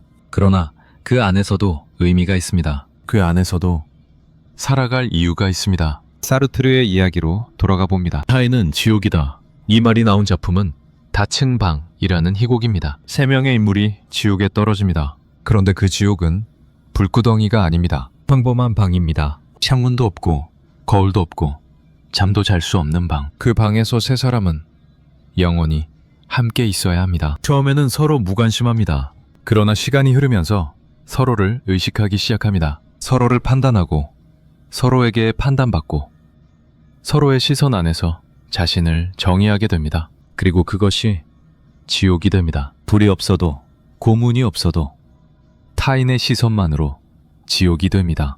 그런데 여기서 중요한 점이 있습니다. 문이 열립니다. 그게 어느 순간 방의 문이 열립니다. 나갈 수 있습니다. 그런데 아무도 나가지 않습니다. 나갈 수 있는데도 나가지 않습니다. 왜일까요? 이유는 여러 가지로 해석됩니다. 그중 하나는 이것입니다. 타인이 지옥이지만 동시에 타인 없이는 살 수 없다는 것. 타인의 시선이 고통스럽지만 그 시선 없이는 나 자신을 알 수 없다는 것. 지옥이면서 동시에 필요한 것. 고통이면서 동시에 의미인 것. 그것이 타인입니다. 혼자서는 나를 알 수 없습니다. 이것은 철학에서 오래된 통찰입니다. 거울 없이는 내 얼굴을 볼 수 없듯이 타인 없이는 나 자신을 볼 수 없습니다. 내가 어떤 사람인지 나는 타인을 통해 알게 됩니다. 타인이 나를 어떻게 대하는지를 통해, 타인이 나에게 어떻게 반응하는지를 통해 나는 나를 인식합니다. 물론 그 인식이 완벽하지는 않습니다. 타인의 시선은 왜곡될 수 있습니다.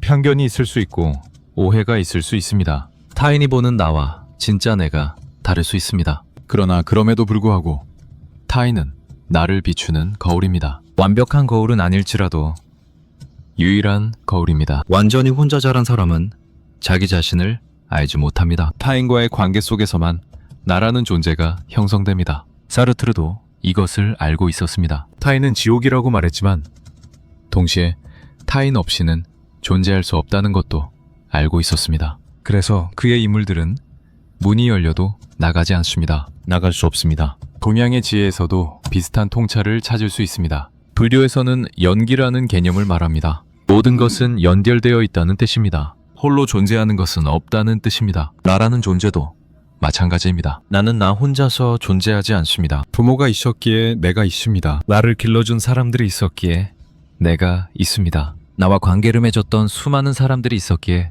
지금의 내가 있습니다. 그들을 빼면 나는 없습니다. 내가 먹은 음식을 만든 사람들, 내가 입은 옷을 만든 사람들, 내가 사는 집을 지은 사람들, 내가 배운 것을 가르쳐준 사람들, 셀 수 없이 많은 사람들이 나와 연결되어 있습니다. 그들 모두가 나를 만들었습니다. 나는 독립된 존재 같지만 실은 수많은 연결의 결과입니다. 관계의 그물망 안에서 형성된 존재입니다. 그래서 타인을 완전히 배제하는 것은 불가능합니다. 타인을 배제하면 나도 사라집니다. 문학 속에서도 이런 주제는 끊임없이 다루어져 왔습니다. 영국 시인 존 던은 이렇게 썼습니다. 아무도 섬이 아니다. 그 자체로 완전한 사람은 없다. 모든 사람은 대륙의 일부다. 이 말은 인간의 연결됨을 표현합니다. 우리는 각자 독립된 섬처럼 살아가는 것 같지만 실은 모두 연결되어 있습니다. 눈에 보이지 않는 다리들이 우리를 잇고 있습니다. 누군가가 사라지면 대륙의 일부가 줄어드는 것입니다. 나와 직접 연결되지 않은 것 같은 사람도 어딘가에서 나와 이어져 있습니다. 이것이 인간 존재의 조건입니다. 완전히 홀로 설 수 없습니다. 완전히 독립적일 수 없습니다. 우리는 서로에게 기대어 살아갑니다. 누군가의 존재로 버텼던 순간이 있었을 겁니다. 삶이 힘들었을 때, 모든 것을 포기하고 싶었을 때, 더 이상 갈 수 없을 것 같았을 때, 그때 곁에 누군가가 있었습니다. 그 사람이 대단한 말을 해준 것은 아닐 수도 있습니다. 특별한 도움을 준 것도 아닐 수도 있습니다. 그냥 곁에 있어 주었을 뿐일 수도 있습니다. 그러나 그것만으로도 충분했습니다. 혼자가 아니라는 느낌, 누군가가 나를 보고 있다는 느낌, 그 느낌이 힘이 되었습니다. 그래서 다시 일어날 수 있었습니다. 그래서 다시 걸을 수 있었습니다. 타인의 시선이 지옥이 될 때도 있지만 타인의 존재가 구원이 될 때도 있습니다. 같은 타인이 때로는 지옥이 되고 때로는 구원이 됩니다. 사람이 다른 것이 아니라 상황이 다른 것이고 관계의 양상이 다른 것입니다. 반대로 누군가 때문에 무너졌던 순간도 있었을 겁니다. 믿었던 사람에게 배신당했을 때, 사랑했던 사람에게 버림받았을 때, 가까운 사람에게 깊이 상처받았을 때, 그 아픔은 혼자 맞는 아픔과는 다릅니다. 타인이 없었다면 느끼지 않았을 아픔입니다. 관계가 없었다면 존재하지 않았을 상처입니다. 가까울수록 상처도 깊습니다. 모르는 사람에게 받은 상처는 흘려보낼 수 있습니다. 그러나 가까운 사람에게 받은 상처는 오래갑니다. 마음 깊이 새겨집니다. 그래서 관계는 위험합니다. 가까워질수록 상처받을 가능성도 커집니다. 마음을 열수록 다칠 가능성도 커집니다. 그런데도 우리는 관계를 맺습니다. 그 위험을 알면서도 사람들과 연결되려 합니다. 상처받을 수 있다는 것을 알면서도 마음을 열려 합니다. 왜 그럴까요? 관계 없이는 살 수 없기 때문입니다. 연결 없이는 견딜 수 없기 때문입니다. 상처받을 위험을 감수하면서도 우리는 타인을 향해 갑니다. 관계의 양면성, 이것을 어떻게 받아들여야 할까요? 어떤 사람들은 한쪽만 보려 합니다. 관계의 좋은 면만 보려 합니다. 상처는 덮어두고 기쁨만 기억하려 합니다. 그러나 그러면 현실을 직면하지 못합니다. 같은 상처를 반복해서 받을 수 있습니다. 어떤 사람들은 반대쪽만 보려 합니다. 관계의 나쁜 면만 보려 합니다. 상처만 기억하고 기쁨은 잊어버립니다. 그러면 관계를 피하게 됩니다. 고립되어 갑니다. 둘 다 바람직하지 않습니다. 양면을 함께 보는 것이 필요합니다. 타인은 나에게 고통을 주기도 하고 기쁨을 주기도 합니다. 상처를 주기도 하고 치유를 주기도 합니다. 이것이 관계의 현실입니다. 이 현실을 받아들이는 것, 어느 한쪽으로 치우치지 않고 양면을 함께 안고 가는 것, 그것이 성숙한 태도일지도 모릅니다. 삶을 돌아보면 관계의 흔적이 곳곳에 있습니다. 지금 내가 가진 생각들, 그중 많은 것이 누군가에게서 왔습니다. 책을 통해, 대화를 통해, 가르침을 통해 받은 것들입니다. 지금 내가 가진 습관들, 그중 많은 것이 누군가에게서 배운 것입니다. 부모에게서, 친구에게서, 동료에게서 영향받은 것들입니다. 지금 내가 가진 가치관, 그것도 혼자 만든 것이 아닙니다. 살아오면서 만난 사람들, 겪었던 관계들이 녹아들어 형성된 것입니다. 나라는 존재의 상당 부분이 타인으로부터 왔습니다. 순수하게 나만의 것은 얼마 되지 않습니다. 대부분은 타인과의 관계에서 받은 것들입니다. 이것을 인정하면 타인에 대한 시선이 조금 달라집니다. 타인이 단순히 외부의 존재가 아니게 됩니다. 타인은 이미 내 안에 들어와 있습니다. 내 일부가 되어 있습니다. 타인을 부정하는 것은 나 자신을 부정하는 것이 됩니다. 역사 속의 위대한 인물들도 혼자가 아니었습니다. 우리는 종종 위인들을 독립적인 존재로 생각합니다. 혼자서 모든 것을 이룬 천재로 생각합니다.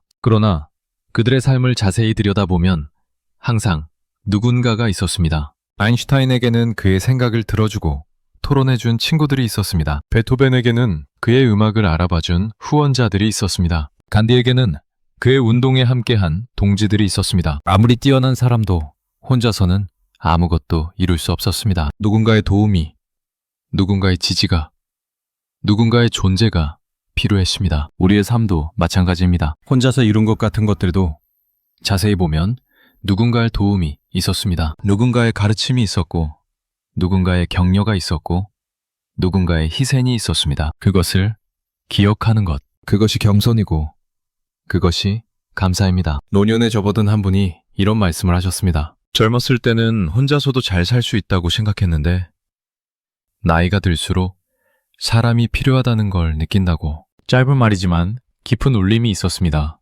젊을 때는 에너지가 넘칩니다. 혼자서도 많은 것을 할 수 있습니다. 타인이 없어도 괜찮다고 느낄 수 있습니다. 그러나 시간이 흐르면 알게 됩니다. 결국 사람이라는 것을, 결국 관계라는 것을, 물질적인 것은 채워도 부족합니다. 성취를 해도 허전합니다. 그런데 사람 하나가 곁에 있으면 그것으로 충분할 때가 있습니다. 그것이 관계의 힘입니다. 대체할 수 없는 것, 다른 것으로 채울 수 없는 것. 타인이 없었다면 이 가정을 한번 해봅니다. 만약 내 삶에서 모든 타인을 지워버린다면 무엇이 남을까요? 부모가 없었다면 나는 태어나지도 않았을 겁니다. 나를 길러준 사람들이 없었다면 나는 자라지 못했을 겁니다. 나에게 말을 가르쳐준 사람들이 없었다면 나는 생각조차 제대로 하지 못했을 겁니다. 타인을 지우면 나도 사라집니다. 나라는 존재는 타인 없이 성립하지 않습니다. 물론 모든 타인이 좋은 영향만 준 것은 아닙니다. 상처를 준 사람도 있었고 아픔을 준 사람도 있었습니다. 그들이 없었다면 그 고통은 피할 수 있었을 겁니다. 그러나 그 고통마저도 지금의 나를 만들었습니다. 상처를 통해 배운 것들이 있습니다. 아픔을 통해 성장한 부분이 있습니다. 그것조차 나의 일부가 되었습니다. 좋든 싫든 타인은 나를 만들었습니다. 용서라는 것에 대해 생각해 봅니다. 삶을 살면서 누군가에게 상처받은 경험이 있을 겁니다. 깊이 상처받아서 오래도록 잊지 못하는 경험이. 그 상처를 어떻게 해야 할까요? 어떤 사람들은 용서해야 한다고 말합니다. 용서해야 마음이 편해진다고.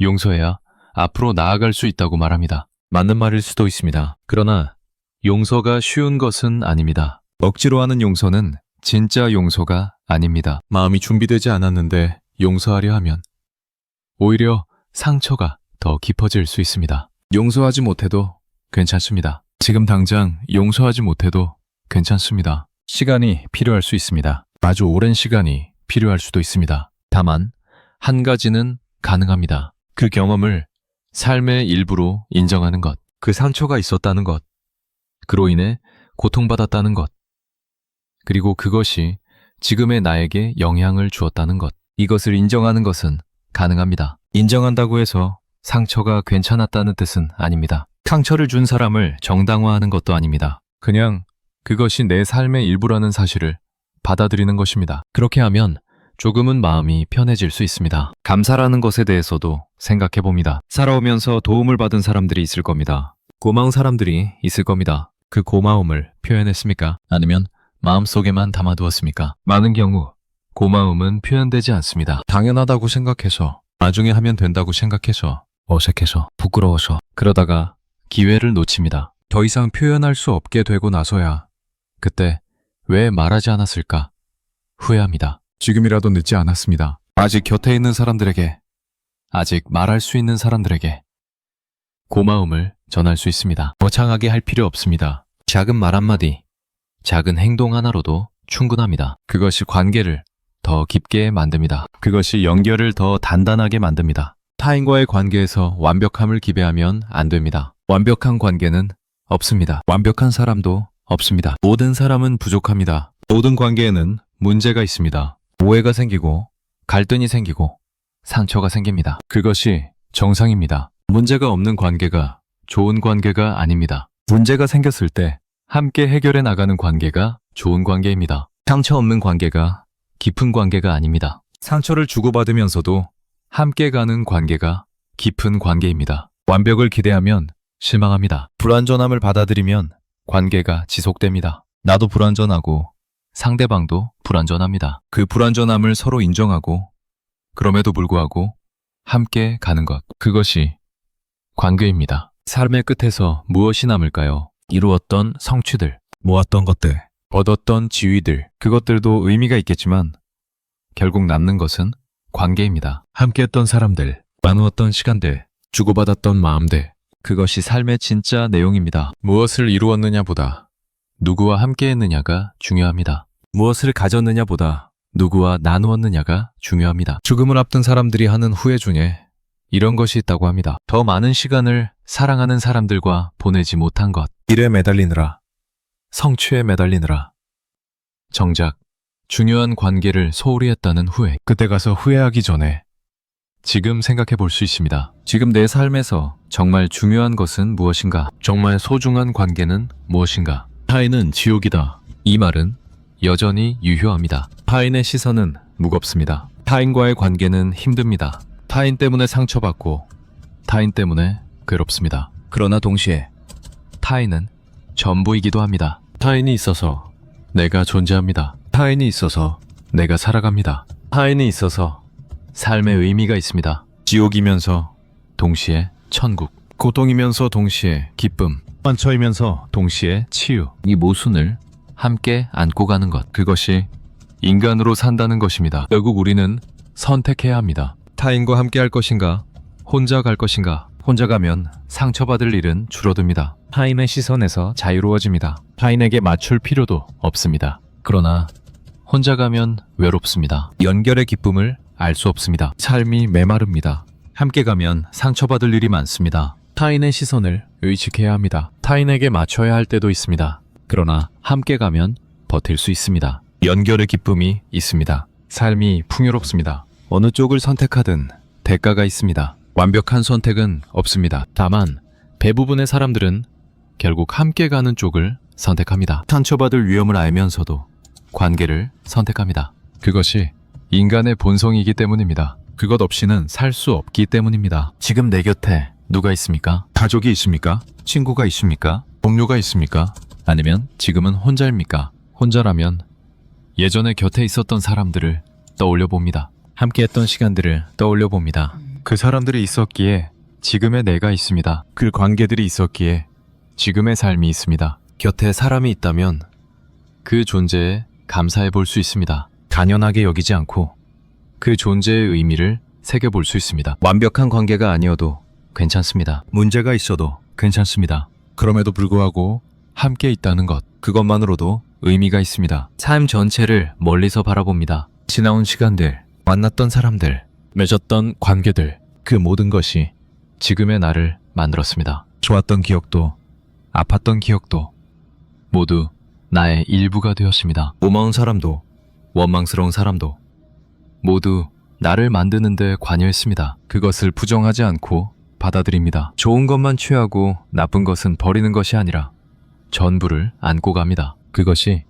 삶을 온전히 사는 것입니다. 이야기를 마무리하기 전에 하나만 여쭙겠습니다. 이 질문에 답하지 않아도 됩니다. 그냥 마음속으로 떠올려 보시면 됩니다. 타인이 없었다면 지금의 나는 존재할 수 있었습니까? 긴 이야기를 함께 걸어왔습니다. 타인의 시선이 얼마나 무겁게 믿겨지는지 이야기했습니다. 그 시선 때문에 어떤 선택들을 해왔는지 돌아보았습니다. 왜 우리가 그토록 타인의 시선에 민감한지 그 이유도 살펴보았습니다. 그리고 타인이 지옥이기도 하지만 동시에 전부이기도 하다는 것을 이야기했습니다. 이제 마지막입니다. 그러나 이 마지막은 결론이 아닙니다. 무언가를 정리하거나 답을 내리거나 다짐을 하는 자리가 아닙니다. 그냥 조용히 지금까지의 이야기를 마음에 담아두는 시간입니다. 타인은 지옥이다. 사르트르의 이 문장으로 시작했습니다. 이 문장은 처음 들었을 때 강렬하게 다가왔을 겁니다. 어쩌면 불편하게 느껴졌을 수도 있습니다. 너무 극단적이라고, 너무 부정적이라고 생각했을 수도 있습니다. 그런데 이야기를 따라오면서 조금씩 다르게 느껴졌을지도 모릅니다. 타인이 지옥이라는 말이 단순히 타인을 미워하라는 뜻이 아니라는 것. 타인의 시선 안에서 살아가는 것이 때로는 고통스럽다는 사실을 인정하는 말이라는 것. 그리고 동시에 타인 없이는 살 수 없다는 것도 느꼈을 겁니다. 지옥이면서 전부, 고통이면서 의미, 상처이면서 치유. 이 모순이 관계의 본질입니다. 이제 어떻게 해야 할까요? 이런 질문이 떠오를 수 있습니다. 타인의 시선에서 자유로워지려면 무엇을 해야 하는지, 관계를 더 잘 맺으려면 어떻게 해야 하는지, 앞으로 어떤 태도로 살아가야 하는지. 그러나 오늘은 그런 이야기를 하지 않으려 합니다. 무엇을 해야 한다고 말하지 않겠습니다. 어떻게 살아야 한다고 말하지 않겠습니다. 답을 제시하지 않겠습니다. 왜냐하면 답은 각자의 것이기 때문입니다. 내가 줄 수 있는 답은 없습니다. 누군가 대신 정해줄 수 있는 것이 아닙니다. 각자가 자신의 삶 안에서, 자신의 시간 안에서 스스로 찾아가야 하는 것입니다. 그래서 오늘은 그냥 여기까지만 이야기하려 합니다. 생각할 거리만 남겨두고 나머지는 열어두려 합니다. 타인의 시선 속에서도 나로 남는다는 것, 이것이 무엇일까요? 쉽게 정의할 수 없습니다. 말로 설명하기 어렵습니다. 타인의 시선을 완전히 무시하는 것은 아닐 겁니다. 그것은 불가능하기도 하고 바람직하지도 않습니다. 우리는 사회적 존재이고 관계 속에서 살아가고 타인의 시선은 피할 수 없습니다. 그렇다고 타인의 시선에 완전히 맡기는 것도 아닐 겁니다. 그러면 나를 잃어버립니다. 타인이 원하는 모습으로만 살다가 정작 내가 누구인지 모르게 됩니다. 그 사이 어딘가에 답이 있을 겁니다. 타인의 시선을 인식하면서도 그 시선에 함몰되지 않는 것, 타인을 의식하면서도 나를 잃지 않는 것. 말로는 쉽습니다. 실제로는 어렵습니다. 평생에 걸쳐 찾아가야 할 균형일지도 모릅니다. 나라는 존재는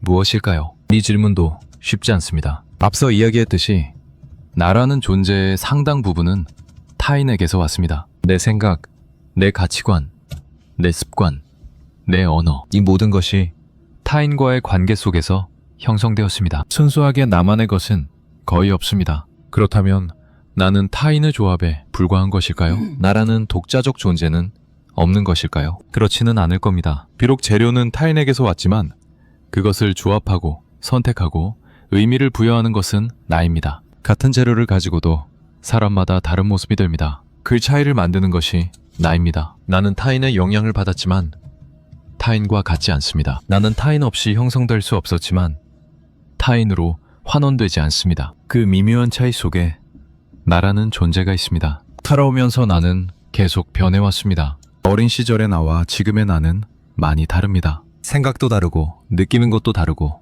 원하는 것도 다릅니다. 앞으로도 변할 겁니다. 지금의 나와 미래의 나도 다를 겁니다. 그렇다면 나라는 것은 무엇일까요? 계속 변하는데 무엇이 나일까요? 어쩌면 나라는 것은 고정된 실체가 아닐지도 모릅니다. 흐르는 강물과 같은 것일지도 모릅니다. 끊임없이 변하면서도 강이라는 이름을 유지하는 것처럼 나도 끊임없이 변하면서도 나라는 이름을 유지합니다. 변하지 않는 나를 찾으려 하면 찾을 수 없습니다. 변함 속에서 나를 인식하는 것, 그것이 나를 아는 방법일지도 모릅니다. 타인의 시선을 내려놓는다는 것, 이것은 무엇일까요? 타인의 시선을 완전히 없애는 것은 아닐 겁니다. 그것은 불가능합니다. 우리 뇌는 그렇게 설계되지 않았습니다. 그보다는 그 시선과의 관계를 바꾸는 것일 겁니다. 시선이 있다는 것은 인정합니다. 그 시선이 신경 쓰인다는 것도 인정합니다. 그러나 그 시선에 모든 것을 맡기지는 않습니다. 시선은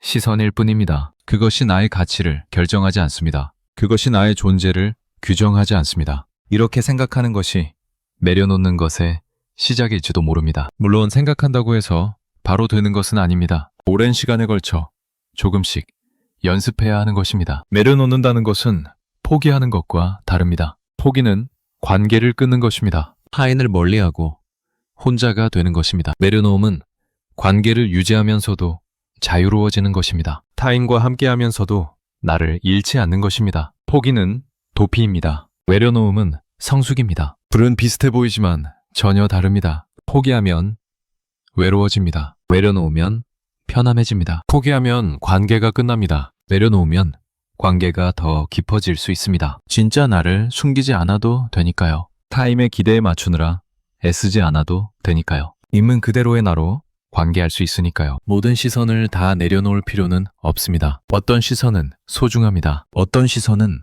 나를 더 나은 사람으로 만들어줍니다. 어떤 시선은 나를 지켜줍니다. 그런 시선까지 내려놓을 필요는 없습니다. 문제는 나를 짓누르는 시선입니다. 나를 움츠러들게 하는 시선, 나를 숨기게 만드는 시선, 나를 나답지 않게 만드는 시선. 그런 시선은 내려놓아도 됩니다. 아니, 내려놓아야 합니다. 어떤 시선이 소중하고 어떤 시선이 짐인지 구분하는 것이 필요합니다. 그것은 각자가 스스로 판단해야 합니다. 누가 대신 해줄 수 없습니다. 살아오면서 많은 시선들을 짊어져 왔습니다. 부모님의 시선, 선생님의 시선, 친구들의 시선, 사회의 시선. 그 시선들 중에서 어떤 것은 이미 의미가 없어졌을 수도 있습니다. 예전에는 중요했지만 지금은 더 이상 중요하지 않은 시선. 한때는 신경 써야 했지만 이제는 상관없는 시선. 그런데도 여전히 짊어지고 있을 수 있습니다. 습관이 되어서, 너무 오래되어서, 내 것처럼 느껴져서, 내려놓을 생각조차 하지 못해서 한 번쯤 점검해 볼 수 있습니다. 지금 내가 의식하고 있는 시선들 중에 정말 의미 있는 것은 무엇인지, 더 이상 필요 없는 것은 무엇인지. 필요 없는 짐은 내려놓아도 됩니다. 내려놓는다고 해서 그 시선이 사라지는 것은 아닙니다. 여전히 믿겨질 수 있습니다. 여전히 신경 쓰일 수 있습니다. 그러나 그 시선에 대한 나의 반응이 달라집니다. 예전에는 그 시선에 즉각적으로 반응했습니다. 그 시선에 맞추려 했습니다. 그 시선을 피하려 했습니다. 내려놓으면 반응이 미뤄집니다. 시선이 믿겨져도 바로 반응하지 않습니다. 잠깐 멈추고 그 시선을 바라봅니다. 이것이 정말 중요한 시선인지, 내가 반응해야 하는 시선인지 판단합니다. 그리고 나서 선택합니다. 반응할 것인지, 흘려보낼 것인지. 이 작은 간격이 자유입니다. 자극과 반응 사이에 공간이 생기는 것, 그 공간에서 선택할 수 있게 되는 것, 그것이 내려놓음이 주는 자유입니다. 완전히 자유로워지는 것은 아닐 겁니다. 앞서 말했듯이 타인의 시선에서 완전히 자유로운 것은 불가능합니다. 인간이라면 누구나 타인을 의식합니다. 그것이 우리의 본성입니다. 그러나 조금 더 편안해질 수는 있습니다. 조금 덜 흔들릴 수 있습니다. 조금 더 나답게 있을 수 있습니다. 그 조금이 큰 차이를 만듭니다. 완벽하지 않아도 됩니다. 조금만 달라져도 삶이 달라집니다. 돌아보면 타인의 시선을 의식하며 살아온 시간이 길었습니다. 어린 시절부터 지금까지 수십 년의 시간 동안 타인의 눈을 의식하고 타인의 기대에 맞추고 타인의 평가를 걱정해왔습니다. 그 시간이 헛된 것은 아닙니다. 그 덕분에 사회 안에서 살아올 수 있었습니다. 관계를 맺을 수 있었습니다. 여기까지 올 수 있었습니다. 그러나 이제는 조금 달라져도 좋겠습니다. 지금까지와 똑같이 살 필요는 없습니다. 남은 시간은 조금 더 나를 위해 써도 됩니다. 조금 더 나답게 살아도 됩니다. 타인의 시선에 덜 흔들리며 살아도 됩니다. 허락을 구할 필요 없습니다. 누가 허락해주는 것이 아닙니다. 스스로 그렇게 살기로 결정하면 됩니다. 그렇다고 해서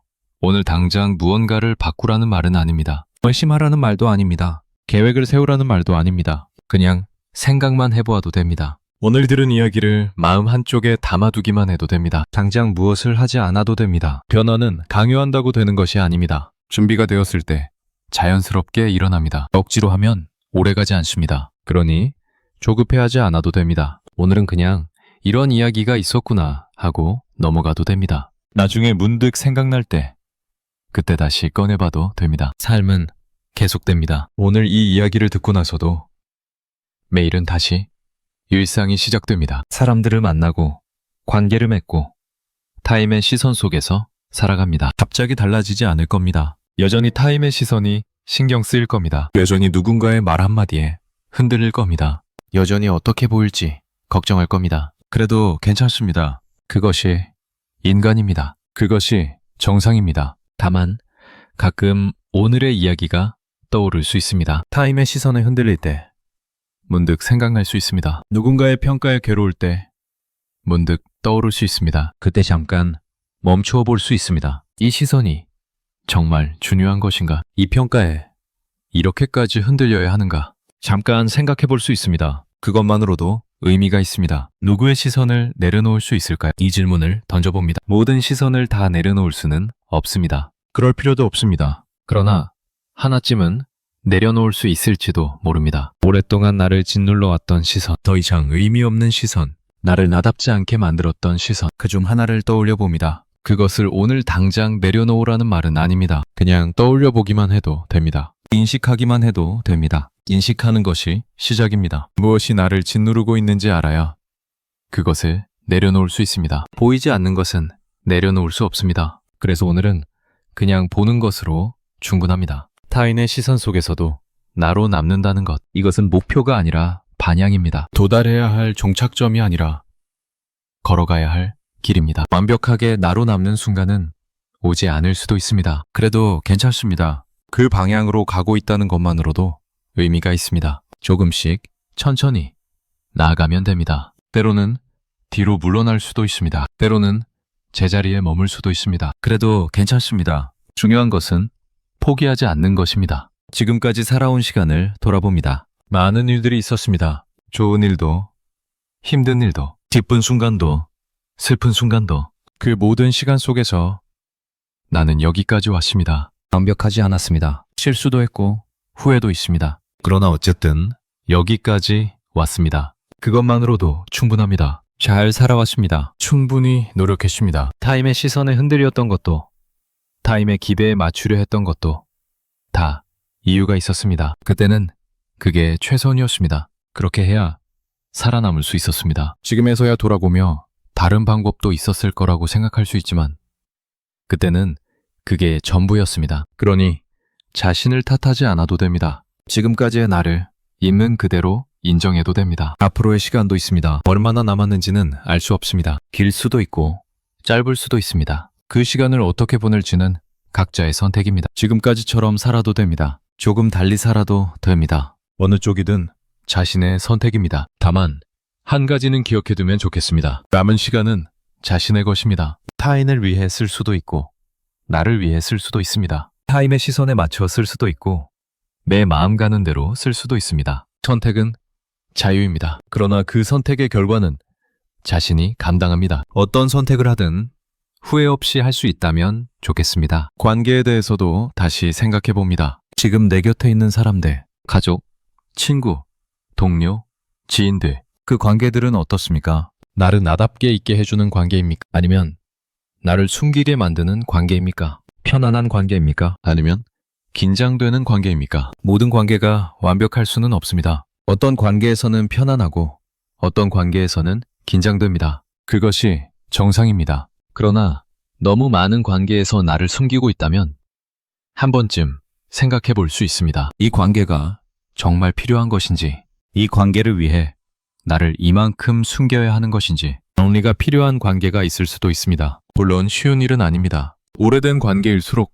정리하기 어렵습니다. 그러나 나를 계속 숨겨야 하는 관계가 진짜 관계인지는 생각해 볼 수 있습니다. 반대로 더 깊어져야 할 관계도 있을 수 있습니다. 지금은 표면적인 관계이지만 더 진솔하게 만날 수 있는 사람. 지금은 거리를 두고 있지만 마음을 열면 더 가까워질 수 있는 사람. 그런 관계가 있다면 조금씩 다가가 볼 수 있습니다. 진짜 나를 보여주는 것은 위험합니다. 거부당할 수 있습니다. 상처받을 수 있습니다. 그러나 진짜 나를 보여주지 않으면 진짜 연결도 없습니다. 가면을 쓴 채로 맺은 관계는 가면을 벗으면 끝납니다. 진짜 나를 보여주고 맺은 관계만이 진짜 관계입니다. 위험을 감수할 가치가 있는 관계가 있다면 용기를 내볼 수도 있습니다. 혼자만의 시간도 필요합니다. 타인과의 관계도 중요하지만 나 자신과의 관계도 중요합니다. 조용히 혼자 있는 시간, 아무도 의식하지 않아도 되는 시간, 그냥 나로 있을 수 있는 시간, 그런 시간이 있어야 나를 만날 수 있습니다. 타임의 시선에서 잠시 벗어나 내 안을 들여다보는 시간, 내가 무엇을 느끼는지, 내가 무엇을 원하는지 조용히 확인하는 시간. 그런 시간 없이 계속 타인과만 있으면 정작 나를 잃어버릴 수 있습니다. 바쁜 일상 속에서 혼자만의 시간을 내기 어려울 수 있습니다. 그래도 가끔은 그런 시간을 만들어 보는 것이 좋습니다. 거창하게 할 필요 없습니다. 잠깐의 산책, 조용한 차 한 잔, 아무것도 하지 않는 시간, 그것만으로도 충분합니다. 생각이 많아질 수 있습니다. 오늘 이야기를 들으면서 여러 가지 생각이 떠올랐을 겁니다. 과거의 기억, 현재의 고민, 앞으로에 대한 생각. 그 생각들을 다 정리할 필요는 없습니다. 그냥 흘러가게 두어도 됩니다. 지금 당장 답을 내릴 필요 없습니다. 생각은 시간이 지나면 정리됩니다. 억지로 정리하려 하면 오히려 꼬입니다. 그냥 두면 자연스럽게 자리를 찾아갑니다. 그러니 조급해하지 않아도 됩니다. 오늘 떠오른 생각들은 마음 한쪽에 두고 일상으로 돌아가도 됩니다. 필요한 때가 되면 다시 떠오를 겁니다. 사르트르의 문장으로 시작했으니 다른 문장으로 마무리해봅니다. 나는 생각한다. 고로 존재한다. 데카르트의 유명한 말입니다. 이 말은 여러 가지로 해석됩니다. 그중 하나는 이것입니다. 의심할 수 있는 모든 것을 의심해도 의심하고 있는 나 자신은 의심할 수 없다는 것. 타인의 시선이 만든 나, 사회가 부여한 나, 역할로서의 나, 이 모든 것을 걷어내도 그것을 걷어내고 있는 나는 남습니다. 생각하는 나, 느끼는 나, 의식하는 나, 그것이 가장 근본적인 나입니다. 타인의 시선 속에서도 사라지지 않는 나, 타인의 평가와 상관없이 존재하는 나, 그 나를 잃지 않는 것, 그것이 어쩌면 타인의 시선 속에서도 나로 남는다는 것의 의미일지도 모릅니다. 긴 이야기였습니다. 함께 걸어와 주셔서 감사합니다. 타인은 지옥이다. 이 문장으로 시작해서 여러 방향으로 걸어왔습니다. 타인의 시선이 주는 무게, 그 시선 때문에 해왔던 선택들, 왜 우리가 그토록 타인의 시선에 민감한지, 그리고 타인이 지옥이면서 동시에 전부라는 역설. 이 모든 이야기가 무엇인가 답을 주지는 않습니다. 답은 각자가 찾아야 합니다. 각자의 삶 안에서, 각자의 시간 안에서. 오늘 이야기는 그저 생각의 씨앗입니다. 그 씨앗이 마음에 심어져서 언젠가 무언가로 자라날 수도 있고 그냥 묻혀있을 수도 있습니다. 어느 쪽이든 괜찮습니다. 마지막으로 하나만 여쭙겠습니다. 이 질문에 답하지 않아도 됩니다. 지금 당장 답을 찾지 않아도 됩니다. 그냥 마음 한쪽에 담아두시면 됩니다. 언젠가 문득 이 질문이 떠오를 때가 있을 겁니다. 그때 조용히 생각해 보시면 됩니다. 오늘 나는 누구의 시선을 조용히 내려놓을 수 있습니까?